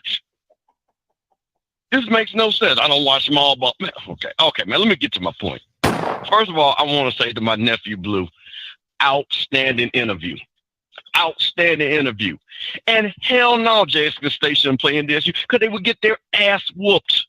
But here's the thing, and this is what my problem is. And the guy proved my point. I've always said we got to compare apples to apples and oranges to oranges. The AD said we are basically the biggest thing in the state. Matter of fact, we're the biggest thing in all 3 of these states that surround us. The damn governor went to North Carolina State. They got an $18 million budget that now went up to 24, I believe. They are supported by farmers. These farmers ain't no sharecroppers. These are millionaire farmers that are giving up money. So for Jackson State, because Jackson State is not a program right now, Scotty, Deion is building a program. There ain't no program. Let me tell you what a program is. You know, Jackson State, when they were a program, they had 16 NFL picks. 5 of them were over top 5 picks. You think Deion going to have 16 NFL picks in the next 4 years? Negative. I don't think so. So that lets you know how far he's behind just in Jackson State history. So he's got to even get to that bar before he starts stepping out there big like that. So for people to sit back and come and say, oh, Jackson State need to play NDSU. See, this is the classic white man thing. And I know this, Blue, this ain't about you, Blue. This is about the AD. He got a program. He sits up there, yeah, we're playing people and all that. Bro, you got the money. You got a whole state. And yeah, you go out and beat people because you're big time. Holler at me when you first was building that. But guess what? They was never been, because they always been in that position. See, it's easy for white people to say when they're dominant to come out there and say, yeah, we're even. We're not even. Stop making this shit even. And I want people from NCAT to shut the hell up because y'all still ass didn't even get a home and home back. You played yourself. And NCAP wasn't taking them games until they started building their program because they weren't taking them big-time games when they were 0-12 and getting their ass whooped. So stop having this acting like y'all were like that. Y'all were not. Y'all were good for that little gap, that's 5 years. Now we're going to see what you're all about now. So I want all these people to stop this. No, Jackson State should not play NDSU when they don't even have a team yet. And one recruiting class, y'all, does not make a damn program. He ain't even, Scott, let me ask you a question. Has he recruited any offensive linemen? No, that's not his. That's not worth anything. But that's not his. You already know that's not how he gets down. He doesn't, because who said it in one of the media days? They said that you can't. I talked to a coach, in the SWAC or whatever. He said, I can't get the freshman anymore. I can't get the freshman and develop him because I don't have the time because I got to win right now.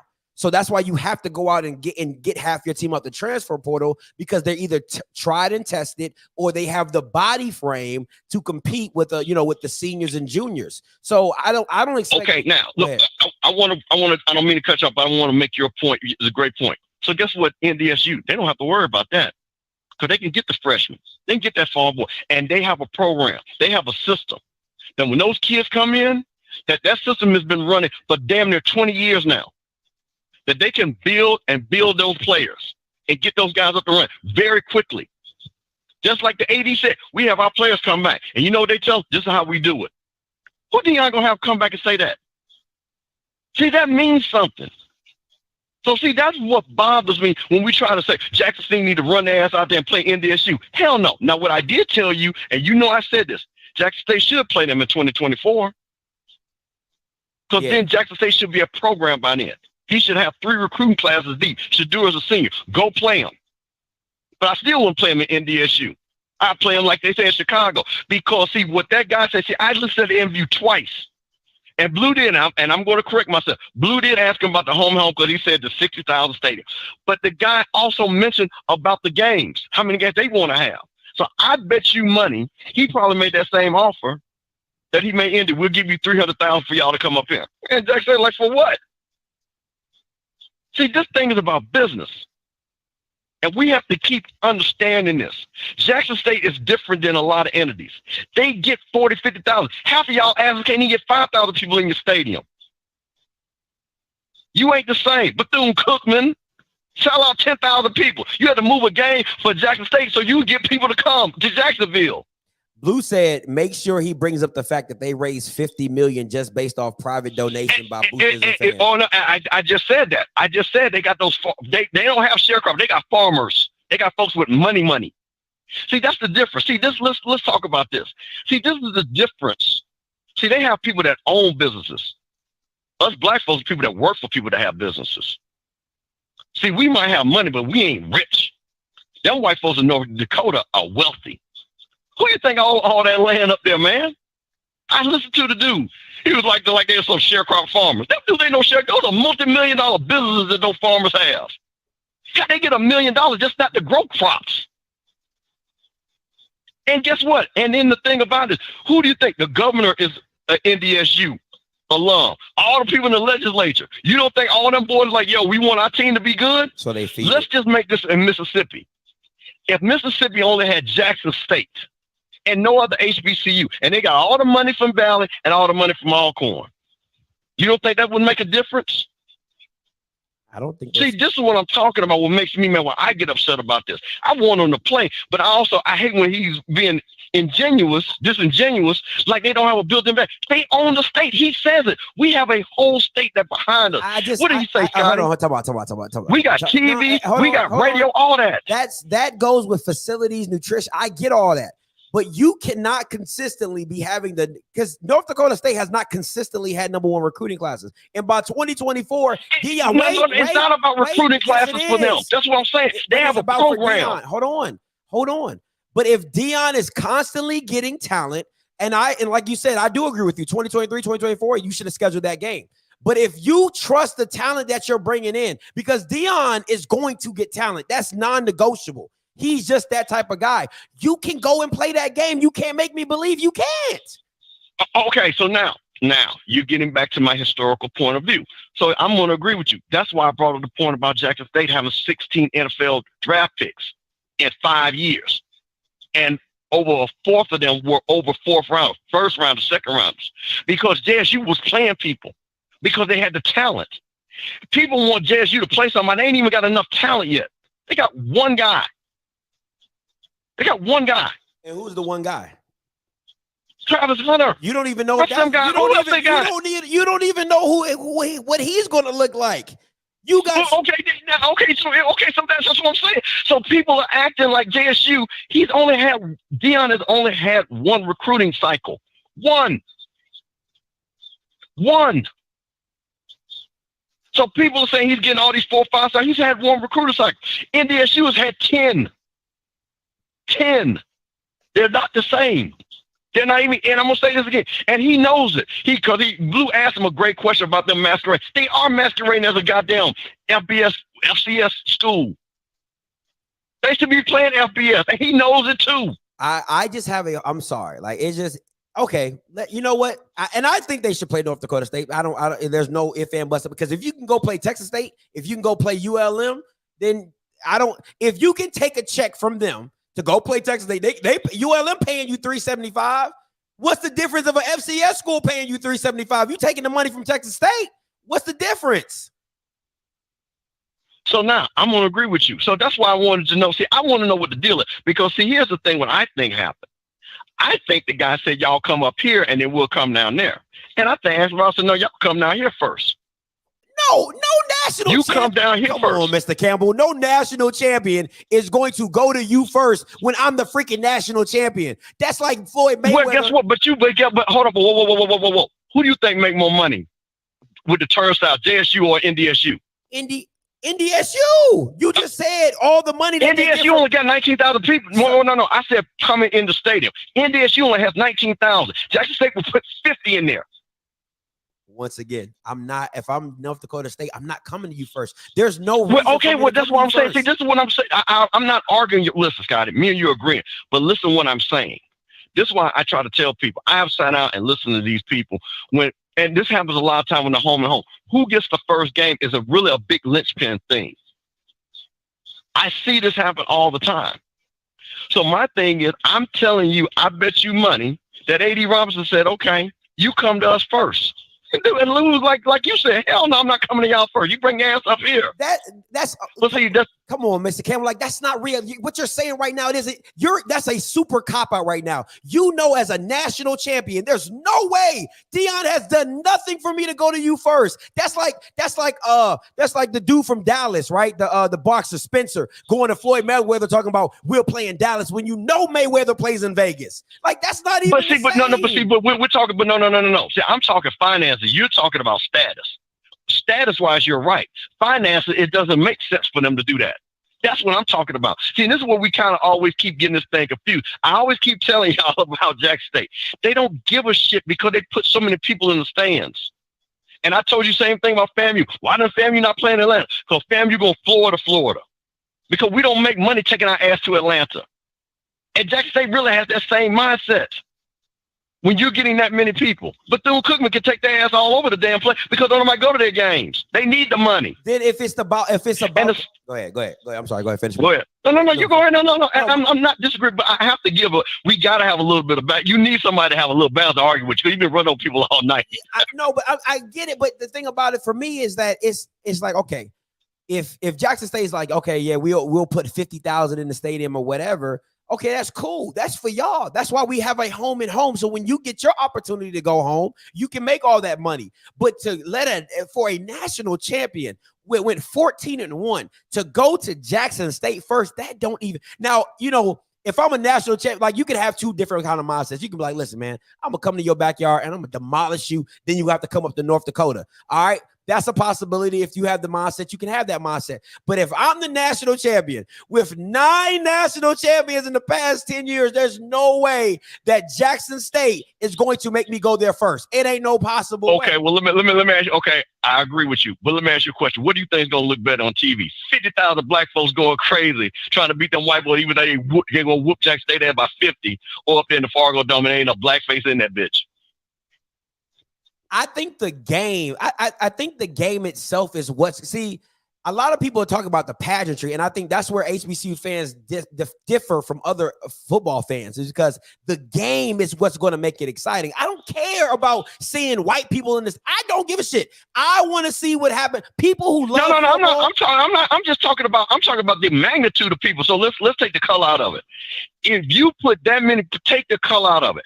50,000 people in Jackson looks totally different than 19,000 in Fargo Dome. I don't care. Does. I don't care what it looks. I'm being so serious with you right now. I don't care if Fargo put 10,000 people in the stadium. It's about the game, the magnitude of the game that Jackson State, the #1 recruiting class, Deion Sanders, Shador Sanders, Travis Hunter is taking their talents up to Fargo, North Dakota to play that storyline itself. But I don't give a damn if there's 2 people in the stadium. It's going to have 1 million people watching. Yeah, but ESPN cares. That's the thing about it. The money people care. ESPN knows they're going to make their money on television. So if it's 10,000 people in the stands, they know they're going to make their money being on. If that game is on ESPN too, everybody and their mama going to watch because it's a great football game. And then if you have that same environment come back to Jackson, that 50,000 looks great, but it's a great football game. It's a rematch. However, the score went down last time. Deion comes back with a new, reinvigorated team, and it doesn't even. And the beauty thing about it, it doesn't have nothing to do with the SWAC conference. So it's literally it's a throwaway. It's no different than if you play at Texas State or ULM. It's a throwaway game. So it really has no effect on you overall. Well, I'm going to say, listen, here's the thing. And I'm going to say this again. If I'm Jackson State, I'm not taking that game right now because they're not ready, and they're going to get their ass whooped and get embarrassed. I'm not taking that game. So that's why I'm saying, if I'm Jackson, I'm speaking if I'm the AD. Because, see, you have to be honest with yourself. See, the AD has to do the best interest of Jackson State, not for whoever else that don't pay no money. I'm not taking my team up there to get their ass beat and for you to have a show. See, just watch what's going to happen when A&T go up there and get their ass blown out. Y'all are going to clown the shit out of them. Just like we clown the shit out. I don't wait, and ain't nobody going to say, well, it was good that they went up there. When they get their ass beat by 50, just like that's what people are going to say. It's no different than me clowning the shit out of them for losing to South Carolina State. It ain't when you get your butt whooped. When you get your butt whooped, you get your no different than Bama still clowning Alabama A&M for the 60 points. That it's part of football. That's part of the game. If you can't take it, Scott, that's what I'm saying. I'm trying to give you the business. Deion is about the visual. Deion know that's not good for his brand right now to get their ass laid out right now. That's what I'm trying to get you guys to understand. That is not good for his brand right now. That South Carolina State loss was really bad for the brand. That was really bad. So that's all I'm pointing out, man. Like I said, I want to see the competition, and I told you they should play 2024. I don't give a damn where the game is at. The game should be in Chicago, though. Listen, I don't care. The game should happen. I don't care where it's at. It could be in Jerry World. It could be in Chicago. Somebody said the Colts Stadium. I don't give a damn where it's at. It just needs to happen because if you put these two brands together, you're going to have a mega game. It just is what it is, and you're going to get the mega views. It is what it is. ESPN would spoon over this game because they know what North Dakota means, and they know when you add Deion Sanders to the mix, it just makes it that much more important. Well, you know what? Hold on. I'm going to make one last point, and I'm going to jump off. But see, this is the thing about what ESPN does do. And see, what I'm curious about, why ESPN to say, hey, we want to have that game. We're going to put the money up. They do it all the time. I think that's all those classic games are ESPN games. ESPN puts up the money for those games. That Peach game in Atlanta, that's an ESPN game that they spent money on. I would say this. If it was about that, then as an AD, because listen, the AD is clearly saying they're interested. If Ashley Robinson say, hey, let's take this to ESPN and see what they can pay us to come up there or do something. Let's say if we both get $1 million each to play this game, then they got to go. You got to go. They got to go. You see what I'm saying? No. See now you're talking about what I'm talking about. Now you got to go. But I'm not taking my ass up there for $300,000 to get my ass whooped. I wouldn't do it. Not now. Somebody just when you're not ready yet.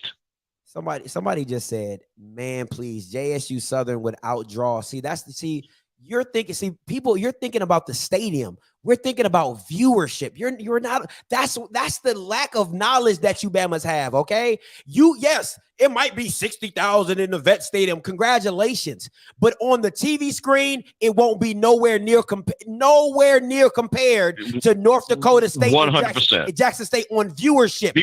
Come on, man, stop playing.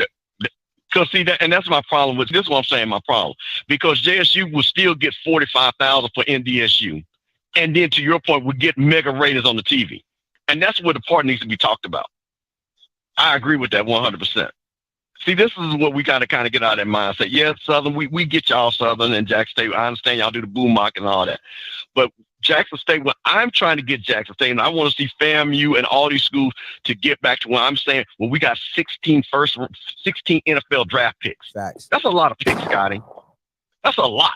NDSU ain't had no 16 picks in 5 years, ever. Hell, I just looked, they only had 6. So I'm trying to get, that's when you have talent. That's when you go play people. When you got first rounders, second rounders, fourth rounders, fifth rounders, 8th rounders. So that's what I want to see from this. So like I said, I just wanted to call in because, like I said, it was a lot of people embarrassing the state of Mississippi, and that was just bothering me too much, man. Yeah, you ain't lying about that. They were definitely embarrassing them. But Bruh, Mr. Gamble, as always, I appreciate the call as always. All right, man. Good show, bro. Appreciate it. This is why you guys don't get media deals. This is why. This is the dumb shit that Bamas be saying. That's why you Bamas don't get media deals. That's why you don't get your value, because you got people like Jeremy Books. Fuck viewership, the revenue. If you don't have the views, you don't have the analytics to back up what you're going to go offer somebody. What are you talking? If Jackson State takes and goes to North Dakota State and they play that game, right? And they have over 3 million people watching it. Then you can go to ESPN. You can go to Amazon and say, look, we bring views. This is North Dakota State's highest watched game ever. We did that. Not North Dakota State. Jackson State did that. That's why y'all dumbasses don't get no media deals, because you don't understand how media works. If you don't have the analytics to back what you're saying up, then why would you can't go out and offer whatever?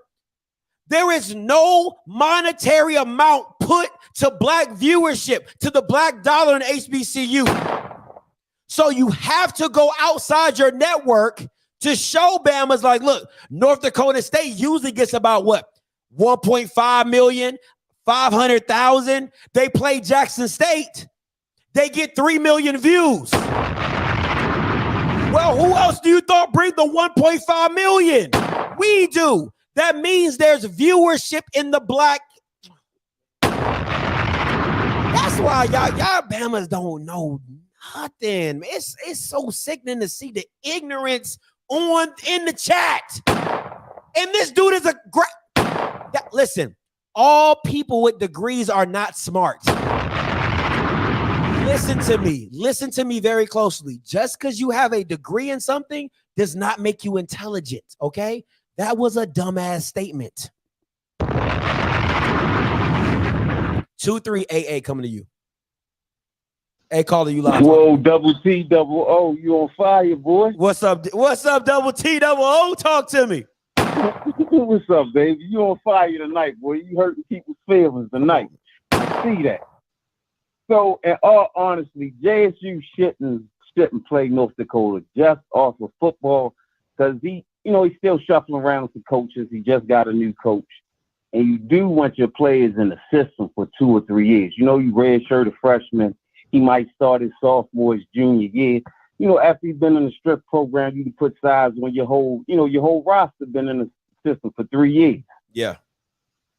On the other half, y'all want some BS with this not going up to Dakota and playing these boys in North Carolina A&T going up there. Y'all want some BS.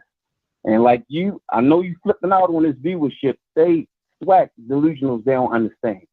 That's why CAA, that's why they get so much money. See, the CAA, the top grossing FCS conference. You can just see the money when you watch the CAA. They got their own network, all the commercial spots they sell. Then they sell a couple spots to ESPN, a couple games to ESPN every year. They killing it. And with the SWAC, y'all keep on talking this attendance at the stadium. That doesn't matter. These conferences got viewership. They selling commercials. Non-stop. They got sponsors in the. Y'all got 30,000, 40,000 in the stadium. They got 60,000 people between the stadium and watching the games. These people, these companies pay them nonstop for spots and commercials, and they own all their content, which you was fussing about earlier. They own all their content, so they get all their money. That's why these conferences got more money than the SWAC. They play all home and home games, and they pocketing all their money off of their network. But you don't hurt these people's feelings no more, or whatever. They named all these outlandish reasons why JSU shouldn't play them. JSU shouldn't play them just because Deion's still getting his coaching staff together, and because these players, they ain't been in the strength program, his system for 2-3 years. That's the only reason. After that, by 2025, y'all should be playing everybody. Yeah, it's no excuse. Y'all should be playing everybody. Absolutely. I'm out, Double. Hey, appreciate the show, dog, and you getting on them the right way. Nah, I appreciate it. Hey, man, shout out to Double T Double O. He be in the chat going ham, but he calls in every now and again. I appreciate that. Jerome, I'm coming to you. Explain yourself. You live. Couple questions for you, man. Hold on. So, tell people what state you from first. Tell people what state you from. Yeah, I'm from North Carolina. Oh, I thought you were about to say Mississippi. I was about to say, oh, got another one. Go ahead. Nah, can you like Queen City all day? So, but I'm representing Jackson State, of course. Well, let me ask you a couple questions. When it comes to viewership and when it comes to media contracts, do you even know which FCS schools have the highest viewership according to ESPN? From what I've know, I'm gonna just tell you from what I know. I can't tell you exactly. I got the facts that the SWAC had the most watched game, if I'm not mistaken, in FCS. If I'm not mistaken, I listen. I'm trying to be as equal as possible because I don't want to say something but I do believe that the FAMU and either the SWAC, either the Celebration Bowl or the JSU versus OBC was actually the most watched FCS game of the year, if I'm not mistaken. But go ahead. And and I agree. And if you go back to last spring, when we played Grambling, and I believe it was the Southern game and Alabama A&M game, those were high numbers as well. Oh, but there was nobody else on TV. There's nobody else on TV. Yeah, I'm sorry, there was nobody else on TV, so I don't really count that. But go ahead. Okay, well, we can talk about the fall as well. Quite a few of Jackson State's games last fall were the highest among FCS. And that's been a trend over the last several years, even pre-COVID, when it came to MEAC games and SWAC games. So my question is, if the MEAC and the SWAC are having the most watched games when it comes to the ESPN platform, and I know without a doubt that the MEAC's previous commissioner and our current commissioner in the SWAC have brought this to ESPN's face. Like, they put it on the table, and they're still not willing to budge. Similar to a lot of these bogus classics that you pointed out when it comes to the contracts being trash. What can we do if we're at the table and we're trying to renegotiate and we're giving them proof and we're giving them evidence that our games are the highest watched games in FCS and they're still not budging? What can we do? I think this is the thing that I think that a lot of people fail to realize when it comes to negotiation in some aspects. I don't believe that I'm going to say this with 90% certainty, that I don't believe that the commissioner did his due diligence by taking it to Amazon, Apple, Peacock, NBC, CB. I do not believe that he did his due diligence in taking the product to those different entities to see what they will offer him for the product. You know what I'm saying? And if I'm being really honest, if anybody knows what's going on in the media realm of that, Byron Allen has been suing white. He's been suing advertising agencies for the lack of diversity in them investing in Black-owned media companies. And the media and the agencies have been giving money to Black media companies because they're like, yo, we don't want to seem racist or anything like that. I hate to say this, but I think you have to play the race card in certain aspects when it comes to this, because I feel as though what's the difference, and people are going to get mad at me when I say, what's really the difference other than the school name on the PWIs? What's really the difference? Because if you take Michigan off the jersey and you have blue and white, it's no different than Jackson State. It's really no different. It's just that it's a white PWI. That's literally the only difference, because they got all Black players. We got all Black players. So I just think that Scotty, didn't he sue Comcast and win? He did sue Comcast and win. So it's a race card being played that is winning at a high volume. So I hate to say that, but I think you have to play a little bit of the race card. But I really don't believe that McClellan has really gone out and really done a deep dive and saying, because you can't tell me that there's not interest when CBS just did a licensing agreement with Byron on the same content you had.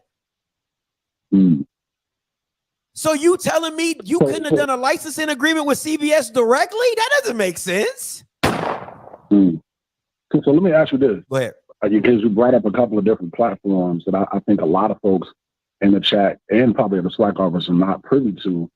Can you tell us, when it comes to a major platform like ESPN compared to a streaming service like Amazon, when it comes, like, is there a disparity when it comes to exposure, or is it about the same? Like, do you think more folks are willing to subscribe to a streaming platform as opposed to, something sexy like ESPN? If I'm being honest, and this is a great question, JB. Shout out to you for real. This is a really great question. The people are the platform. Let me say that again. I want to make it very clear, right? The people are the platform. ESPN Plus grabbed all the Black content, not because they thought your football was good. They knew it came with people. And we need people to buy subscriptions to watch the stuff. So really what they did was took the free content, right, that you probably could have had on YouTube or your own channel. They took it, made you pay to watch it, and you're building up the ESPN Plus subscriber base, right? So it's no different. If McClellan would have took it to Amazon, if he would have took it to Peacock, the Black people was going to follow where the content was. Why? Because they want to watch their games. So honestly, if you're talking about exposure only comes when you start playing like bigger brands and bigger TVs. But if you really want to just talk about making money in your house, in your own house, you already had it because you already come with your own fan base. So wherever Charles, you don't think the little local stations at Atlanta are not happy that they're going to have, Black people tuning into the games? CW, I don't even know what the CWN 69 is. You know what I'm saying? But you're going to have people looking to tune in because they'll be able to watch a Black college football game. That is the power of people. So it wouldn't have mattered if you would have took it to Peacock. It wouldn't have mattered if you would have took it to Hulu. It wouldn't have mattered if you took it to YouTube TV. It wouldn't have mattered because they would have brought the viewership with them, and everybody is used to streaming. I bet you got Netflix and Hulu at the crib. I got Netflix and Hulu at the crib. You know what I'm saying? People are just used to streaming. I don't think many people own direct TV or cable television anymore. You get it through a streaming service. You know what I'm saying? You get it through YouTube TV. I got Hulu Live. I got Sling TV. I got all these places that allow you to watch TV over the internet because I got smart TVs. It's just too easy now. You know what I'm saying? But go ahead. I'm sorry, JB. Go ahead. Oh, no. I mean, those are all great points. And I think it kind of goes to show, when the commissioner brought in Alabama A&M's athletic director for a senior leadership role in the conference, and A&M alumni have been trying to get rid of their AD for like the last 10 years. It just kind of goes to show that there's a disconnect when it comes to identifying talent, when it comes to identifying, I guess, a level of competence or just I guess identifying a level of folks who got their ears to the ground as far as what's going on in streaming. So you're absolutely right, but I did kind of want to pivot back to the topic at hand about North Dakota State. I'm gonna be real, man. Like, I follow FCS football the last 15, 20 years, and North Dakota State, man, just to be honest, everybody knows they are an FBS team pretending to be FCS. With the amount of revenue they generate, the type of budget and facilities they have, and all these top tier talent. What do you say, A&M, old AD? Oh, yeah, you're right. Absolutely. When it comes to the top tier talent that they're able to get from Florida and California, like, a lot of people think, oh, they're homegrown boys. Nah, man. They have a tradition of taking a lot of talent from those Pac-12 schools and raiding the state of Florida as well. They've been a legit FBS program. And I know for a fact there's plenty of FBS schools that will not schedule North Dakota State. Now, shout out to A&T, for scheduling them when A&T was at its height. I definitely think, they're going to get blown out, when they go to Fargo. I hate to say that, but I mean, it is what it is. Tennessee State, the same thing. It's just, when it comes to North Dakota State, man, the level of resources, the amount of backup players they have, how the depth chart, that's on the roster, it's not the same, man. Listen, Jackson is definitely making some huge moves, man. Kudos to them. Dion Love, when you're looking at a program that's clearly an FBS program, it's not to me, it shouldn't be a topic of conversation. I feel like we should be having a topic of conversation about A&T and North Dakota State since they actually scheduled them, or Tennessee State and North Dakota State. Jackson State, clearly, we're new coaching staff, got some new analysts coming in, got some new players. We're still trying to beef up. As far as developing players, I'm sorry. I started to cut you off, but I'll say this. I think that Tennessee State, that 2024 season, I think that's going to be a legit game. The way Eddie George is recruiting, the way Eddie, and the reason is because the way Eddie George and Deion Sanders, to me, are doing this. They're doing the same type of recruiting. Literally, they're doing this. They're doing the same type of recruiting. And I would even say, if we were to talk about like depth wise, I think that you'll see a little bit more depth in Tennessee State, just a little bit. But they're literally doing the same thing. The only thing that takes Jackson State over the top is because of Travis Hunter. But if we're talking about bar for bar, player for player, Tennessee State, that game to me is probably going to be the game of the year. Like, if I'm being a whole buck about it, like the last Southern Heritage Classic, that game is going to be epic because of just how they're both recruiting. And if you give Eddie George 2 or 3 more years and he's playing these tough teams now, he's playing like Eastern Washington now. He's playing Jackson State. He's playing these he's playing who else he got on the schedule this year?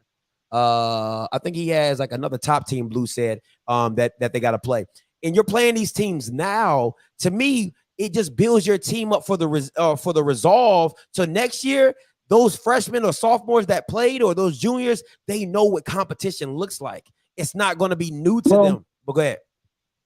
Well, I gotta push back on that because, talking to a lot of FCS coaches, even on the HBCU circuit, they've all stated emphatically that playing FBS programs does not develop or help their team when it comes to strength. You know what I'm saying? Just as far as their, it actually doesn't help when it comes to strength of schedule as well.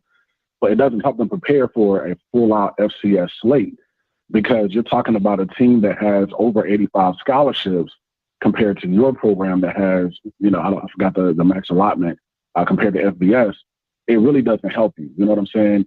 The only way it really helps you is if you're playing like a lower level FBS team, like what A&T was doing. That was their bread and butter. They're playing like little no-name schools like East Carolina or UNC Charlotte or Kent State.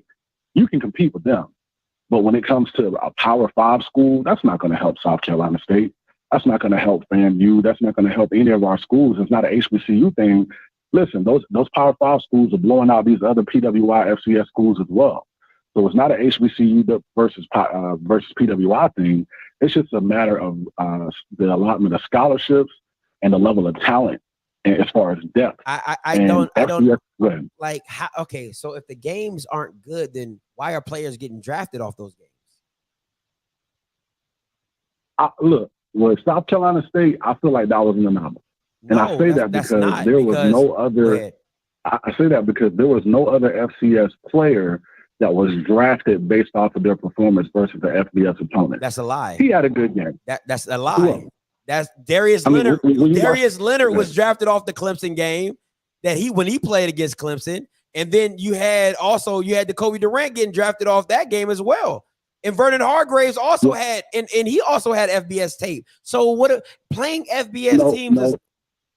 So when you saw the NFL draft, the brother from South Carolina State, man, there was no other player that was picked where the analysts specifically talked about that one performance against that FBS opponent. Everybody else, it was like a more holistic totality of their whole body of work throughout the entire season or throughout their career at school. That's why I said he's an anomaly. But again, when you talk about level of competition, level of preparedness, FCS schools playing FBS schools, because here's the thing, if it prepared South Carolina State to play Clemson or University of South Carolina, they wouldn't have got destroyed by FAMU. They wouldn't have lost to A&T. They wouldn't have lost to Alabama A&M. They lost to 3 HBCUs. So again, man, I mean, kudos to them. If that's how you pay your bills. I know South Carolina State got some financial issues. I'm not trying to be funny, but if that's how you got to keep the Dorsey athletic department funded, cool. But I feel like there's just other ways that we can go about it by actually supporting the games and showing up and buying tickets.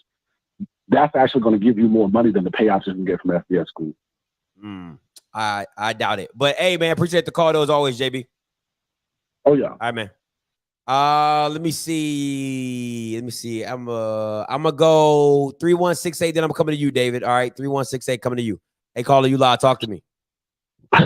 Scotty, this your boy TJ back, mate. What's good? What's good, man? Man, we calling from Jackson, Mississippi, man. I'm gonna tell you like this. Listen, we ain't delusional and we far from stupid. Listen, Dion know not to schedule that right now. He know not to schedule that right now because he know if he do, they finna get their ass embarrassed. So be smart. Don't do that. Wait about, like you said, 20, 24, 25 when you had you a couple years. You had your coach staff and shit like this. Because I said, bro, you go right now, we going to kick y'all ass. What? That's it? But that's it. That's it? All right, appreciate the call, DJ. Listen, listen, man, there's D3 people that get drafted. What are you talking about, man? You look like that dude off the TikTok videos that be sweating. That's what you like. What are you talking about, bro? He said that doesn't help. I'm telling you it does because players get drafted off tape like that. Listen, Sean McVay, the coach that he's coaching for, said, hey, he showed up on the screen at Clemson. That's when he came on our radar. So no, it's not the rule, but it can be an exception. Okay, but it happens. It happens. So let's not act like it doesn't, especially when the head coach freaking came out of his mouth and said, yo, the Clemson game put him on our radar. Dang, dumbass. All right, 8945 coming to you. Hey, caller, you live. Talk to me. What's going on, Scotty, man? I'm out here smoking my cigar, and I'm just listening to everybody talking, chit-chat.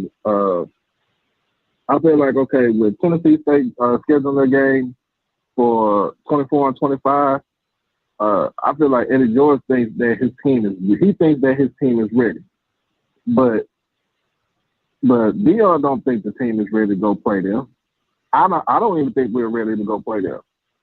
And I say it like this: it's always going to be like our skill positions are going to be good.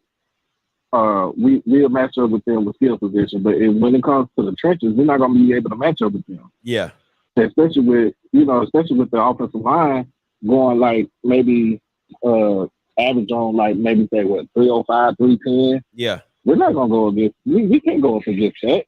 And I'm a JSU fan through and through, but we're not ready for NDSU right now. And like you said, I would rather get another 2 recruiting classes in, and like say when Shadura becomes a senior, then you schedule him, to play that game. And that's how I see it. Like, and for NDSU reminds me of Boise State back in the day. Yeah. When Boise State was FCS, they kicked everybody ass in FCS. They beat a lot of players. They did a lot of things in FBS, and they was masquerading as a FBS program in FCS. So what did they do? They went up FBS and still was kicking everybody ass because of the simple fact that they knew what they had to do, and especially when they got an additional 20-some scholarships. They could build the team. They could have an actual 2 deep or 3 deep roster on pretty much in every position. So I don't think. I mean, do it sound good for us to go play there right now? As far as like viewership, yeah, viewership. Because I'm gonna go. Be honest with you, I'm gonna watch it. Shit, I'm gonna watch it when they play North Carolina A&T. What's that? The second game of the season for them? Yeah, I think so. Or was that the first game? I think it's the first game. Okay, so I'm gonna watch it. Yeah, if it's the first game, I'm gonna watch them. Will NCAT win? Nope, they won't win. But I'm gonna watch them because I'm gonna support it. And, you know what I'm saying? I'm gonna be a big supporter. Will I watch it when they play Tennessee State 24? Yeah. I mean, it's just all about like for us, Jackson State. We're not ready as far as our roster goes to actually play them right now. Okay. We're not ready. And I mean, I'm just be real with it. We're not ready. And I feel like if like you said, if we get like 2 more recruiting classes in, then yeah, maybe we'll go up there. And people talk about, well, they need to come down here. Come down here. I mean, they could come down here. We could pack out the vet. But are we going to be there watching the game to see if we could beat them? Yeah and nay. But I mean, you don't schedule a team. You don't schedule a team to see if you can't beat them. So that doesn't make sense. I mean, well, yeah. But some people don't think like that. Like some people think like, okay, well, I'm just going up there and get a check. If we beat them, we beat them. If we don't, oh well, I got me a check. I'll come back home. But I don't like I said, everybody's like, well, we should be able to go play. We'll play it right there. We'll blow them out. No, we won't. All right. And that's my take on it though. Hey, appreciate the call though, D. Let me see something. Somebody said something foolish, and I want to go back to it. Somebody said Shedeur doesn't plan to stay 4 years. Wait, is he transferring? Is he graduating early? I just want to know because where is he going? Where is he? Where is he going? Where? I mean, is he? And you know something? Is he transferring to another school? Where's he going? Because if you talking about the draft, he draft early. All right. Okay. I don't know where he's going. I don't know. But if you think whatever, hey, teach his own. 1112 coming to you. 1112. Hey, caller, you live. Talk to me. What's good? What's going on? What's your name? Where you calling from? Man, you already know this your boy Tony. You already know I'm calling from Statistical. All right. Now listen, y'all. I think y'all like 2 for 2. Yeah, Mr. Campbell came back for y'all, and then TJ came back for y'all. Y'all 2 and 2. Don't have a losing record tonight on this phone line. Go ahead. Nah, but yeah, I was just agreeing with what you were saying earlier though. Like, okay, you got to look at it. Most of all our transfers come from the SEC. Aubrey Miller, Johnny Houston from last year. No, these SEC caliber players, they transfer from Powerhouse Conference. You know what I'm saying? Yep. So I feel, hey, this is just me. Anything can go down any given Sunday. You know what I'm saying? So hey, for everybody saying, hey, we ain't ready for North Dakota State, this, that, and the third. Shit, how come we not? These players came from, FBS conference.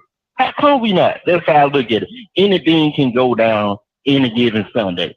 So, hey, if we line up on the field any given Sunday, hey, you never know. And I think we always have a chance. Hey, I love But the yeah. I love the optimism. I mean, I think that I listen, man. I think that's how you. I mean, listen. If we're being honest, the only thing that, if we're being real, the only thing that's the weakest link on Jackson State right now is their O line. Like, I don't trust. I don't think their D line is what it was last year, but their O line's probably the weakest link. But everything else they fortified. They fortified their back end. You got Aubrey Miller coming back. You got a new linebacker. You got Gregory Great, who was an All-American in his conference. So you're getting the players to be impactful, but you don't want to go play anybody impactful. It doesn't make sense. Now, Gary, we got, he come from Tennessee, you know what I'm saying? So we got the players, they come from the SEC. But yeah, man, we ain't always going to be ready. Shador senior, you know what I'm saying? So yeah, man, it's gonna come a time, man. We gotta go and strap it down, man, and see what's up. Yeah, So, hey, spot the ball. That's what they say. Hey, appreciate the call though. Hey man, I like this. I think this will be a dope matchup as well, Kennesaw State. I think that would be a great matchup as well. And listen, if you ducking that, I don't listen, man. I'm just gonna close my eyes to Jackson State. I'm just gonna close my eyes. If you ducking Kennesaw State, I'm just closing my eyes at this point. I ain't even gonna waste my time. 4905 coming to you. 4905.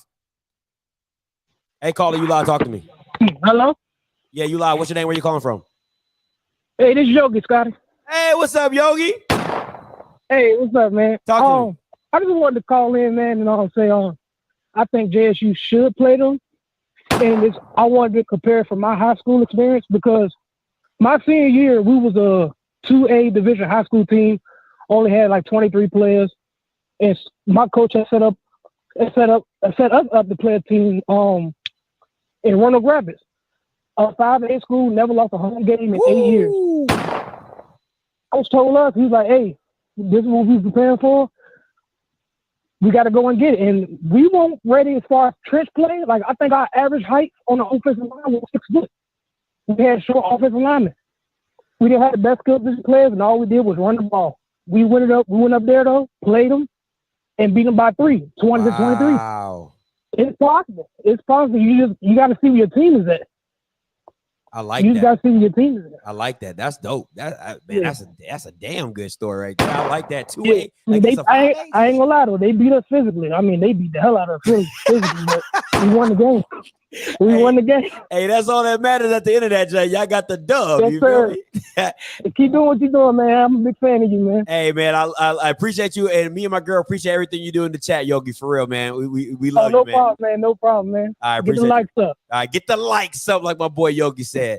Appreciate it. That's his first time calling in, man. That's what's up. All right, that is what's up, man. Listen, man. I'll take a North Carolina. Listen, man. Tennessee State is just Tennessee State scheduling everybody.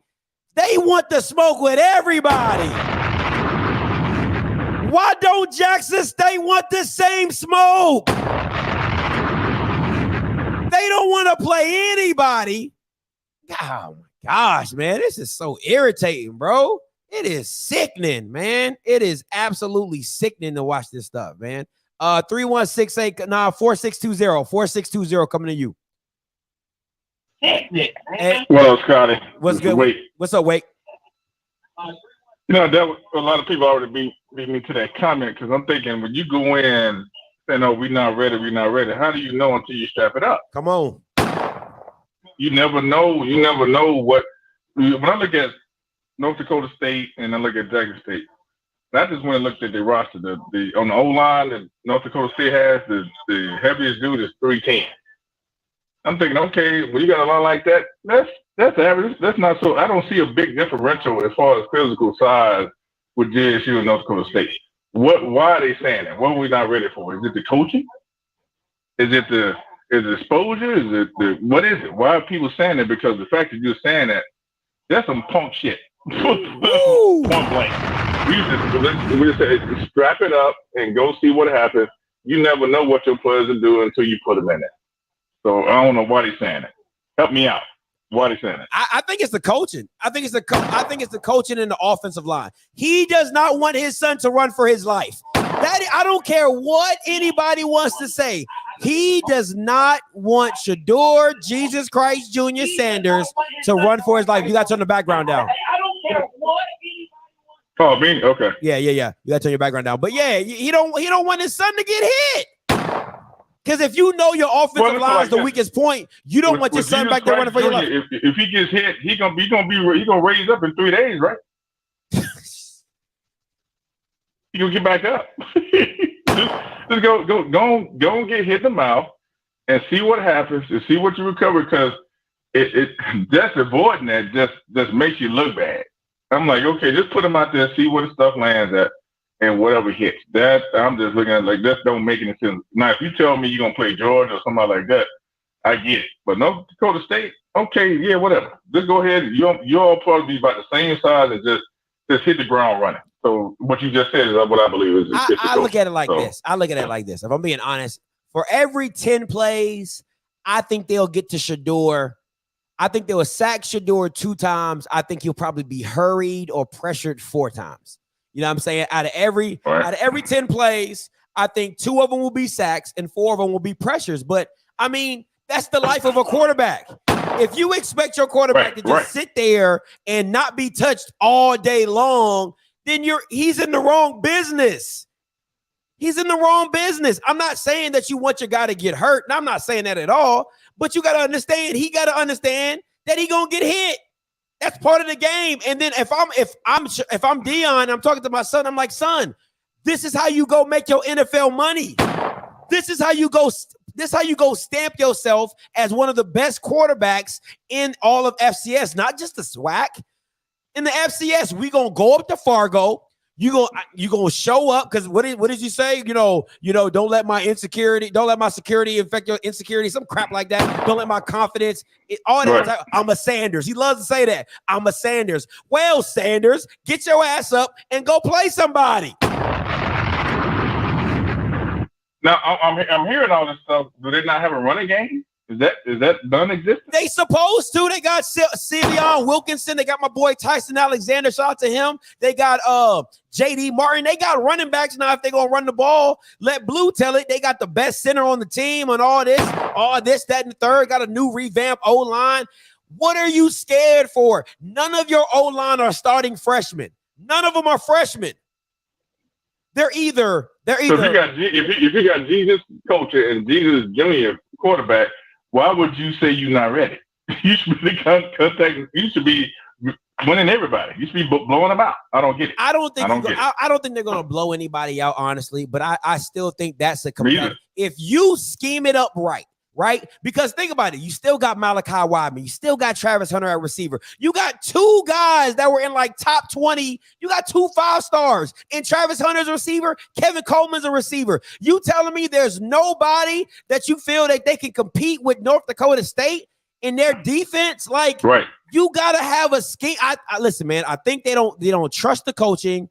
They definitely don't trust Brett Bartolone because they don't know what it's going to look like. But it just don't make sense to me, man. I just think that you got too much talent on that team to not even try for 2023 or 2024. Shane Hook's on that team. Malachi Wideman, Travis Hunter, freaking Quay Davis. You got ballers. You can get, man, it's not an excuse, man. It's just now. Before I bounce, let you know, I take that bet with Blue that I still thinking Jackson State gonna lose that 5 this season. So just let you know that. Hey man, I'm gonna be like James. I'm gonna be like James Chappelle. Fifth. 1, 2, 3, 4, 5. Fifth. Right. Boy, all right, man. Keep doing what you're doing. I appreciate it, man.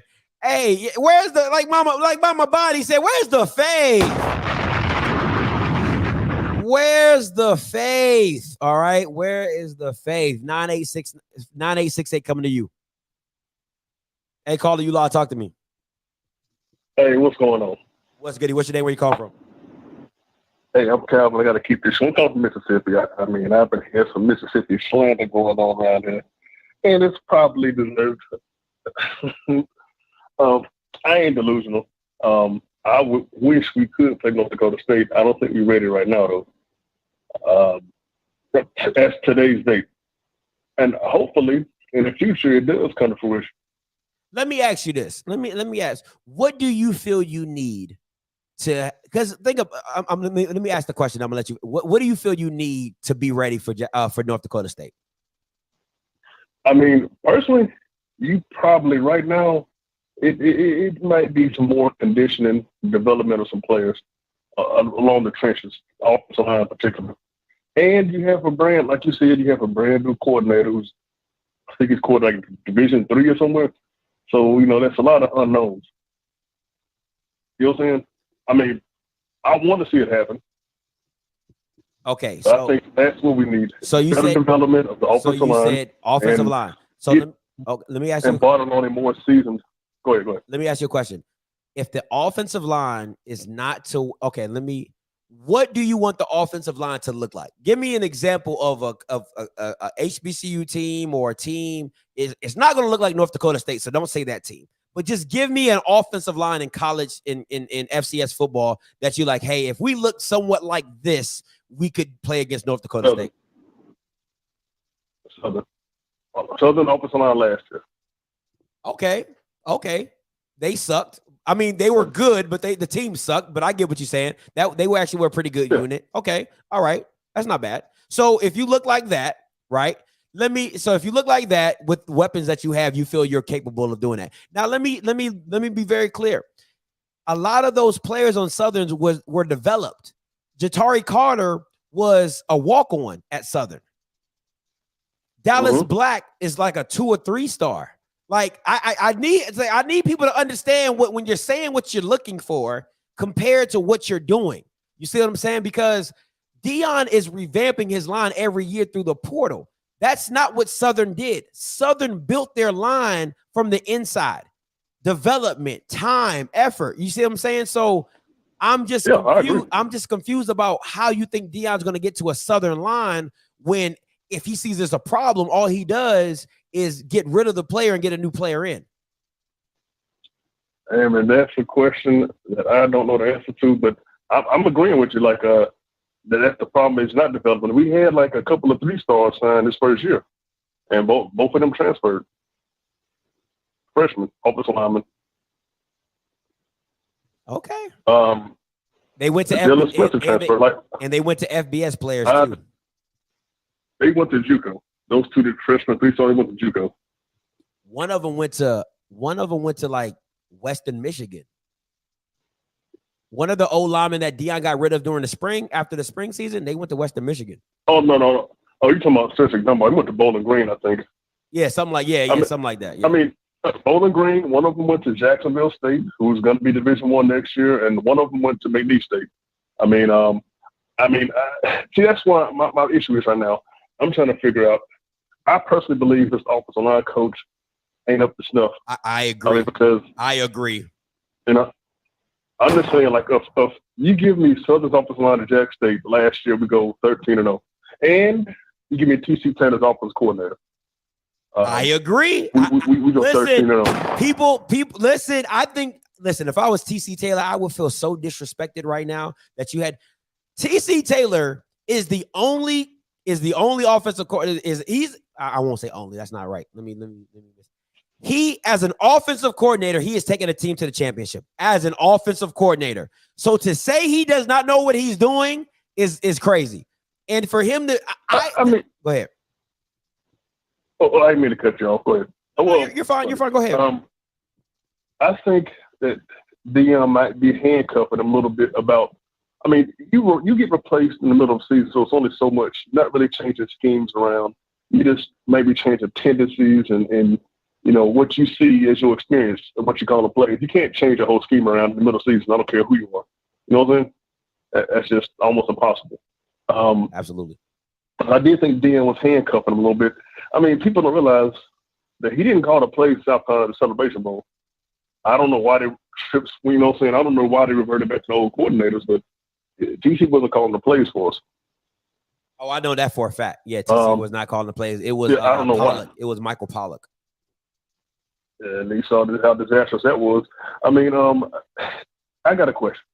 You don't know the answer probably, but you saw that Dion got Mike Zimmer on the staff as an analyst, right? Yeah. You can't tell me that he has a relationship with someone as high profile as that he's having these no-name offensive coordinators. This is what I call a science experiment. You get somebody that hasn't done that before, and you experiment. You know what I mean? And at Jackson State, we don't need to be experimental. That's the problem we had when we were sucking. We kept getting these experimental coaches. So he never coached before. He hasn't, he wasn't a head coach before. He wasn't a coordinator before. Let's get him a head coach job. Then he suck. Listen, man. And you had the same stuff when they were trash. They get these experimental head coaches that they never been a head coach or coordinator before. Then you wonder why the results garbage. I'm gonna tell you this, and this is facts. You ain't gotta look no further or nothing like this. The reason Brett Bartolone is the coordinator at Jackson State is because he's from the Mike Leach tree. He brings Air Raid. Air Raid is a QB friendly system that puts up a high amount of yards. Well, why do you want a high amount of yards, you ask? Because if Shador is throwing for 350 to 400 yards per game, he wants to get looked at for the NFL draft. Listen, all the stuff that Deion is doing for Jackson State is great. The main thing is two things. He wants to win and get Shador in the league. That's it. So if I'm Sylvia, I disagree. You're bugging. No, listen. I'm messing with you. There's three things. He wants to win and get Shador drafted. A third thing, he wants to look good while doing all three of those things. That's right? winning. Listen, Deion and winning are synonymous. They're like best friends, right? That's why he was such a dominant player in the NFL, because wherever team he went to, they changed. You know what I'm saying? Like he took them over the top. He was that guy. So that's what Deion wants to do at the end of the day. He wants his son to be that guy. So to me, what does not make sense is if I'm a running back, if I'm a top level running back, why would I choose to go to Jackson State? Because you're not going to touch the ball 20 times. You're not. Hey, I agree. This is something I would say, me personally, I don't think the air raid fits Shador.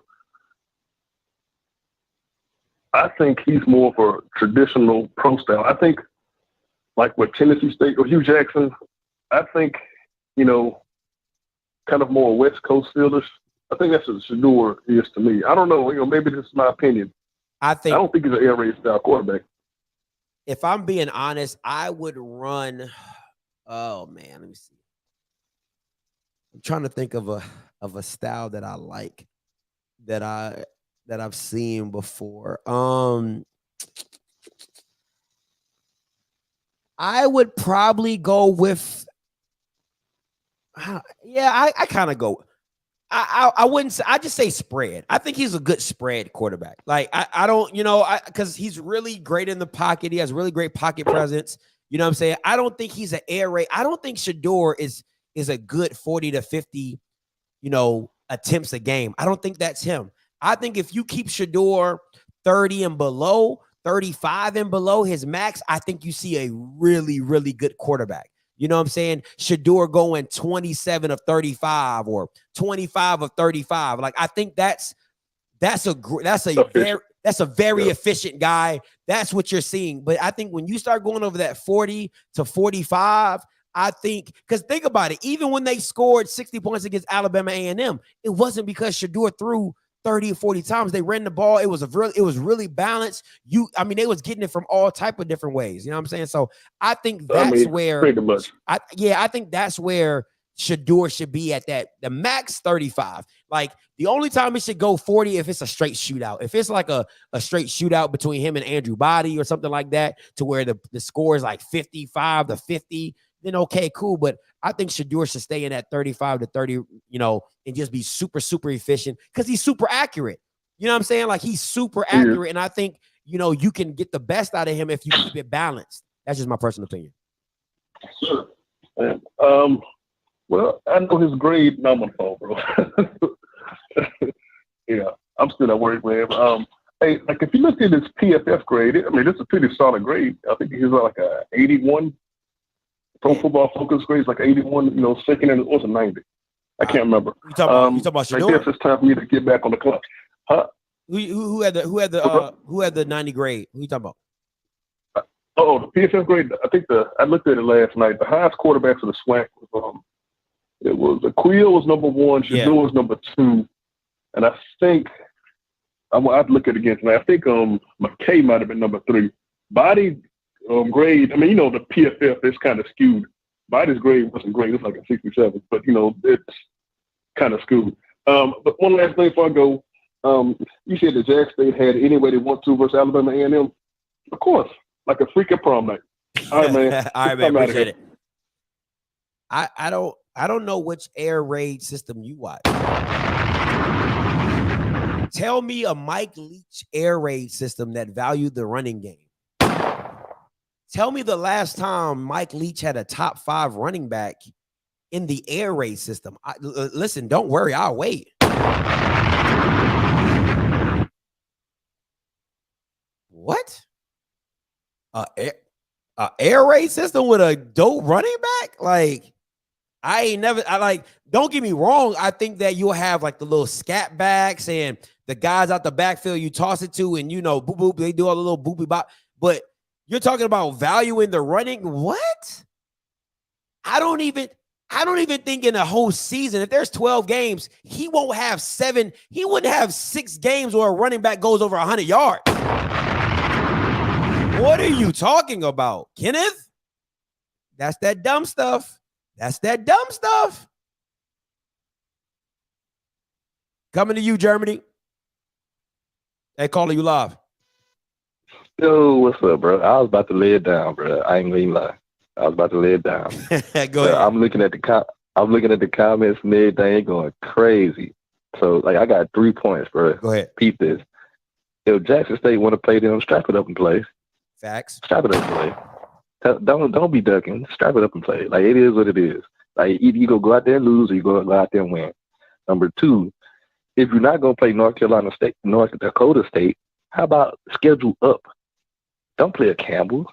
Hey, that's a South Dakota State out there. There's an Eastern Washington that Tennessee State is playing. So applaud Tennessee State and North Carolina A&T for going up there to play Eastern Washington and North Dakota State. So if you're going, all right, you don't want North Dakota State? All right, cool. Kennesaw State. I'm down with that. I'll look at that game. I'll watch that. Number 3, air raid. Who said that about the air raid though? Who said that about the?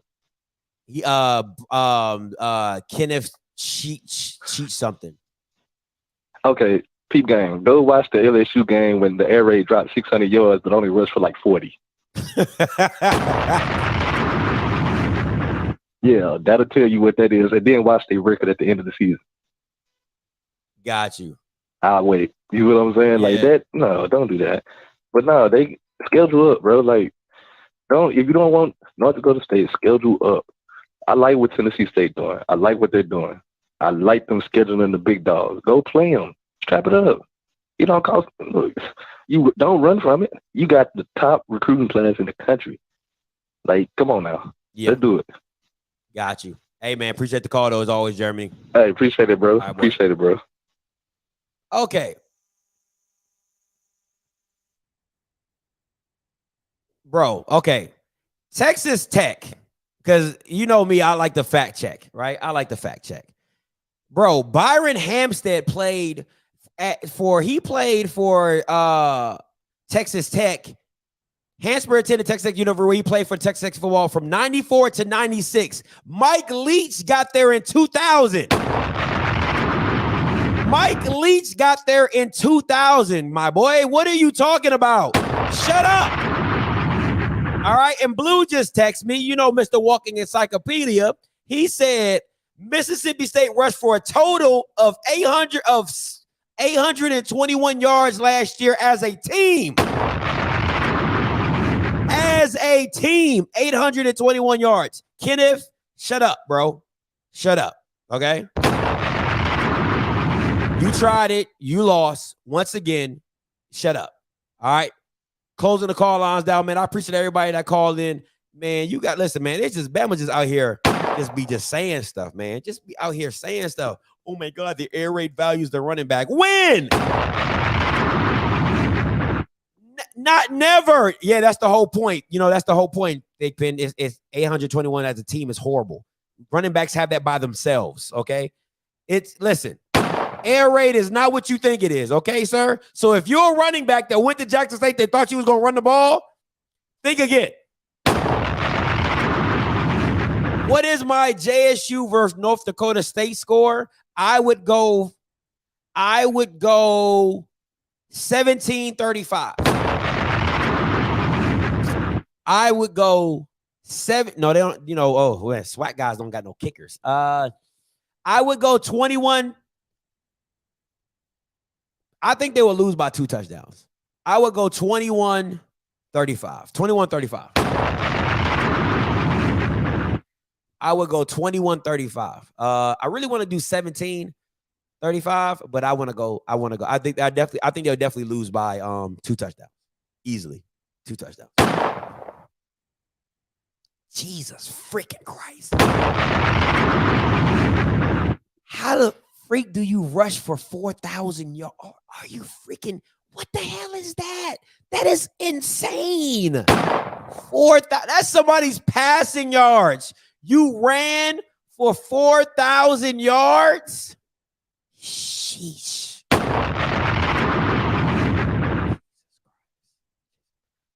Bro, Baylor, if you're talking about Baylor when Art Browser's there, that is a power spread. That is not a true air raid style. All right. If you're talking about when Baylor, when Art Browser's there, Art Brow runs a power spread. It's 2 different things. Air raid, power spread. 2 different things. Stop it. Jesus freaking Christ. That is ridiculous, man. That is ridiculous. I don't think it'll be that bad. I don't think it'll be like 1 score or something like that. I don't think it'll be that rare. I don't think it'll be that rare. Air raid elements. Listen, man. Air raid elements and schemes that like there's the thing that is different when the air raid and power spread is, to me, how you read it, right? It's evaluated differently. And I wish I should give me like a little board. I'm gonna probably give you like a little board or whatever. This is how it works for me, right? When you're in a power spread, this is how it works. You read the box, right? You're reading the box, and this is some football insight. This is some football, right? So in a power spread, if the safety is down, we don't run, we throw. We have numbers outside the box. If the safety is back, we run. That's how the power spread is read. That's what a quarterback does within the power spread, right? So you're there, you're reading it. Okay, cool. The safety comes down. We're canceling the run. We're going power. We're going power. We're going spread. We're going to throw the ball, right? Then you pick out what side of the field you want to go to. If the safety is back, all right, you have numbers. You run the ball. That's how it works. The air raid is not like that. The air raid is simply like, we have a scheme, right? It's a flood concept. So it's a shallow, a mid, a over, or you have the mesh route with a 2-way option on the seam, right? So he can either make it a post or he can make it a go route, depending on how the safety plays it. And then you have it's a whole bunch of option routes based off of the passing concepts, right? So if it's cover 3, that route might be different than if it's a cover 2. That's how the air raid and stuff works. You have those tips also in power spread, right? You have those aspects like if the corner plays outside, you can turn it into a post. If he plays inside, you can turn it to a go. You have those tags. We call them tags on routes. You have that tag or whatever, but it's different, man. It's just totally different on how you do it. Exactly. It's a whole bunch of option routes tagged to it or whatever, but it's predominantly is throwing.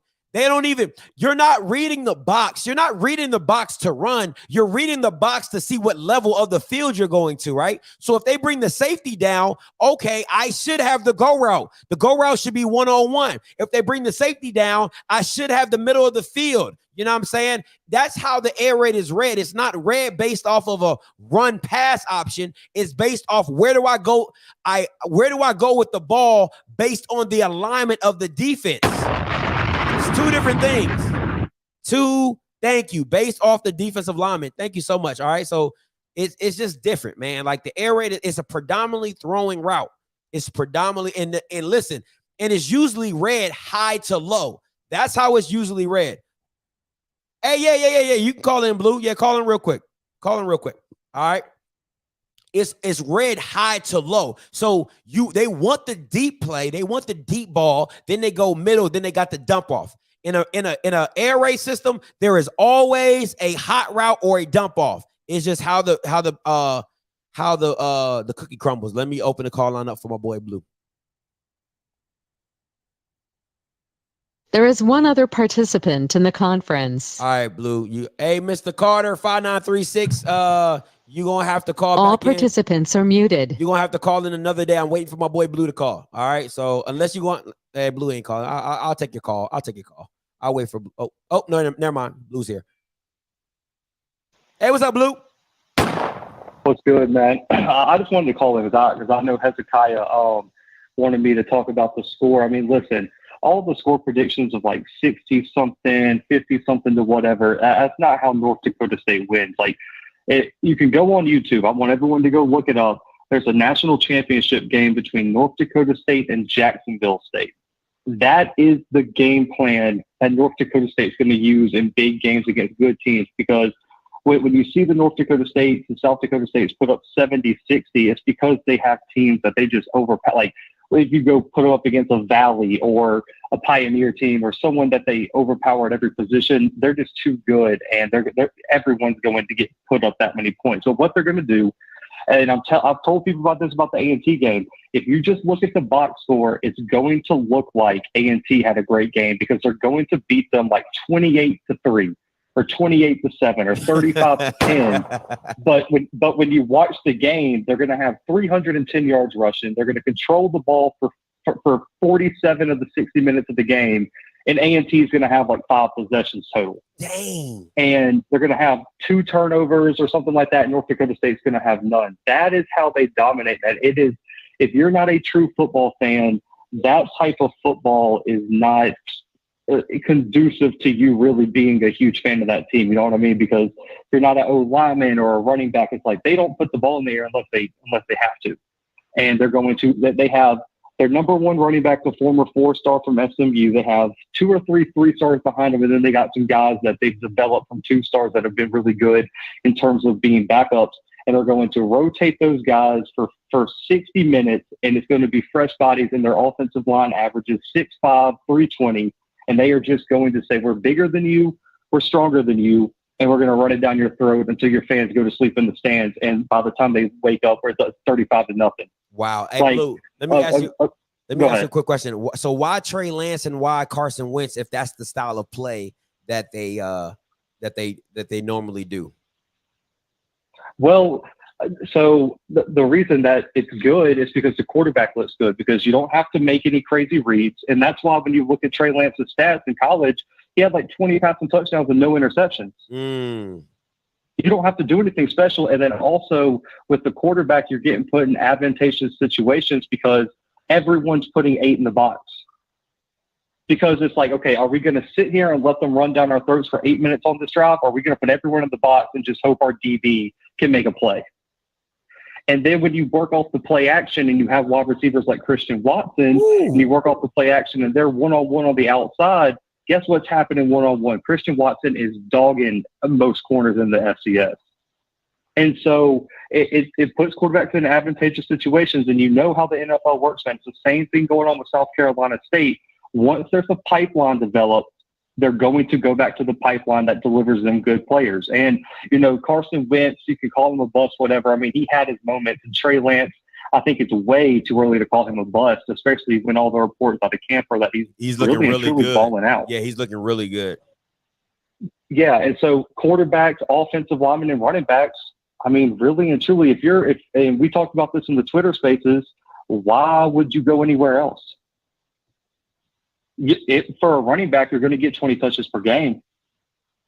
Easy. And you're going to have the best offensive line, and you're going to be able to put up stats and get work, especially in the age of the spread offense where a lot of running backs don't get the touches that they used to. And, you know, I think, and that's the one thing that even I think real football fans have trouble understanding is how this program continues to do it. Because I think what makes their dynasty so different is that they've done it with 3 different head coaches. Mm-hmm. They've done it with Easton Stick to Carson Wentz to Trey Lance to the guy they have now started the year as a backup, comes in mid-season, takes over for the 4-star Quincy Patterson, goes and takes him to the national championship. Woo. I mean, it's just it's a rarity, and I think it's something that it's going to be really hard to replicate. But I think my Jackson State score prediction, it would be similar to yours. I think it would be like a 28-10 game or something like that. But it would be, if you're a high flying football fan that only watches for big plays and things like that, man, that's not what you're going to get. Listen, to go back and look at the Kansas State upset, man, to win that game, they put together like an 8-minute drive where they ran the ball like 95% of the time and just drained the fourth quarter against an FBS team and went on and pulled off the upset against Kansas State on the road. Man, listen, when you got a system that works, it works. To put together that drive against a Power 5 team is ridiculous. Yeah. But, man, I just wanted to call in and kind of give my perspective on it, man. But great show. I appreciate you opening back up the call lines for me, man. Hey, no, anytime, Blue. Appreciate it, man. Yeah, later, bro. All right, boy. All right, Mr. Carter, you got lucky. You waited, so I let you on. 5936 coming to you. Hey, what's up, Mr. Carter? You live.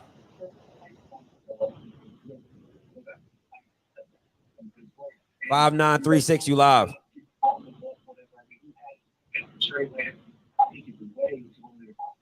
All righty. You had your chance. Now you don't. All right. Listen, guys, I appreciate everybody for tuning in. I'm going to go watch that Jacksonville State game and North Dakota State game tonight so I can be up on it like my boy Blue. Like my boy Blue. All right. I'm going to make sure I tune into that. I came in after 2 hours. Yeah, man, you late, bro. You're late. All right. We've been on this thing. I've been on this thing for about 3 hours. See, that's how I need to start making some commercials. I need to start dropping my commercials. My girl gonna be like, see, I told you, get your commercials ready. I'm gonna get them next time. I always say next time. I'm gonna get them next time. I get so used to talking to y'all, man.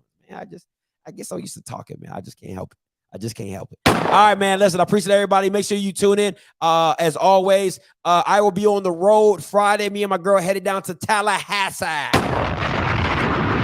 We headed down to Tally. Okay, we're gonna be down in the FAMU backyard. So probably no show on Friday. I'll probably be back on Monday with the Afterglow show. All right. So make sure you guys tune into my boy, me and Kofi. All right. On Monday. All right. So like I always do, until next time, you know what I'm going to do. I'm going to holler. God bless.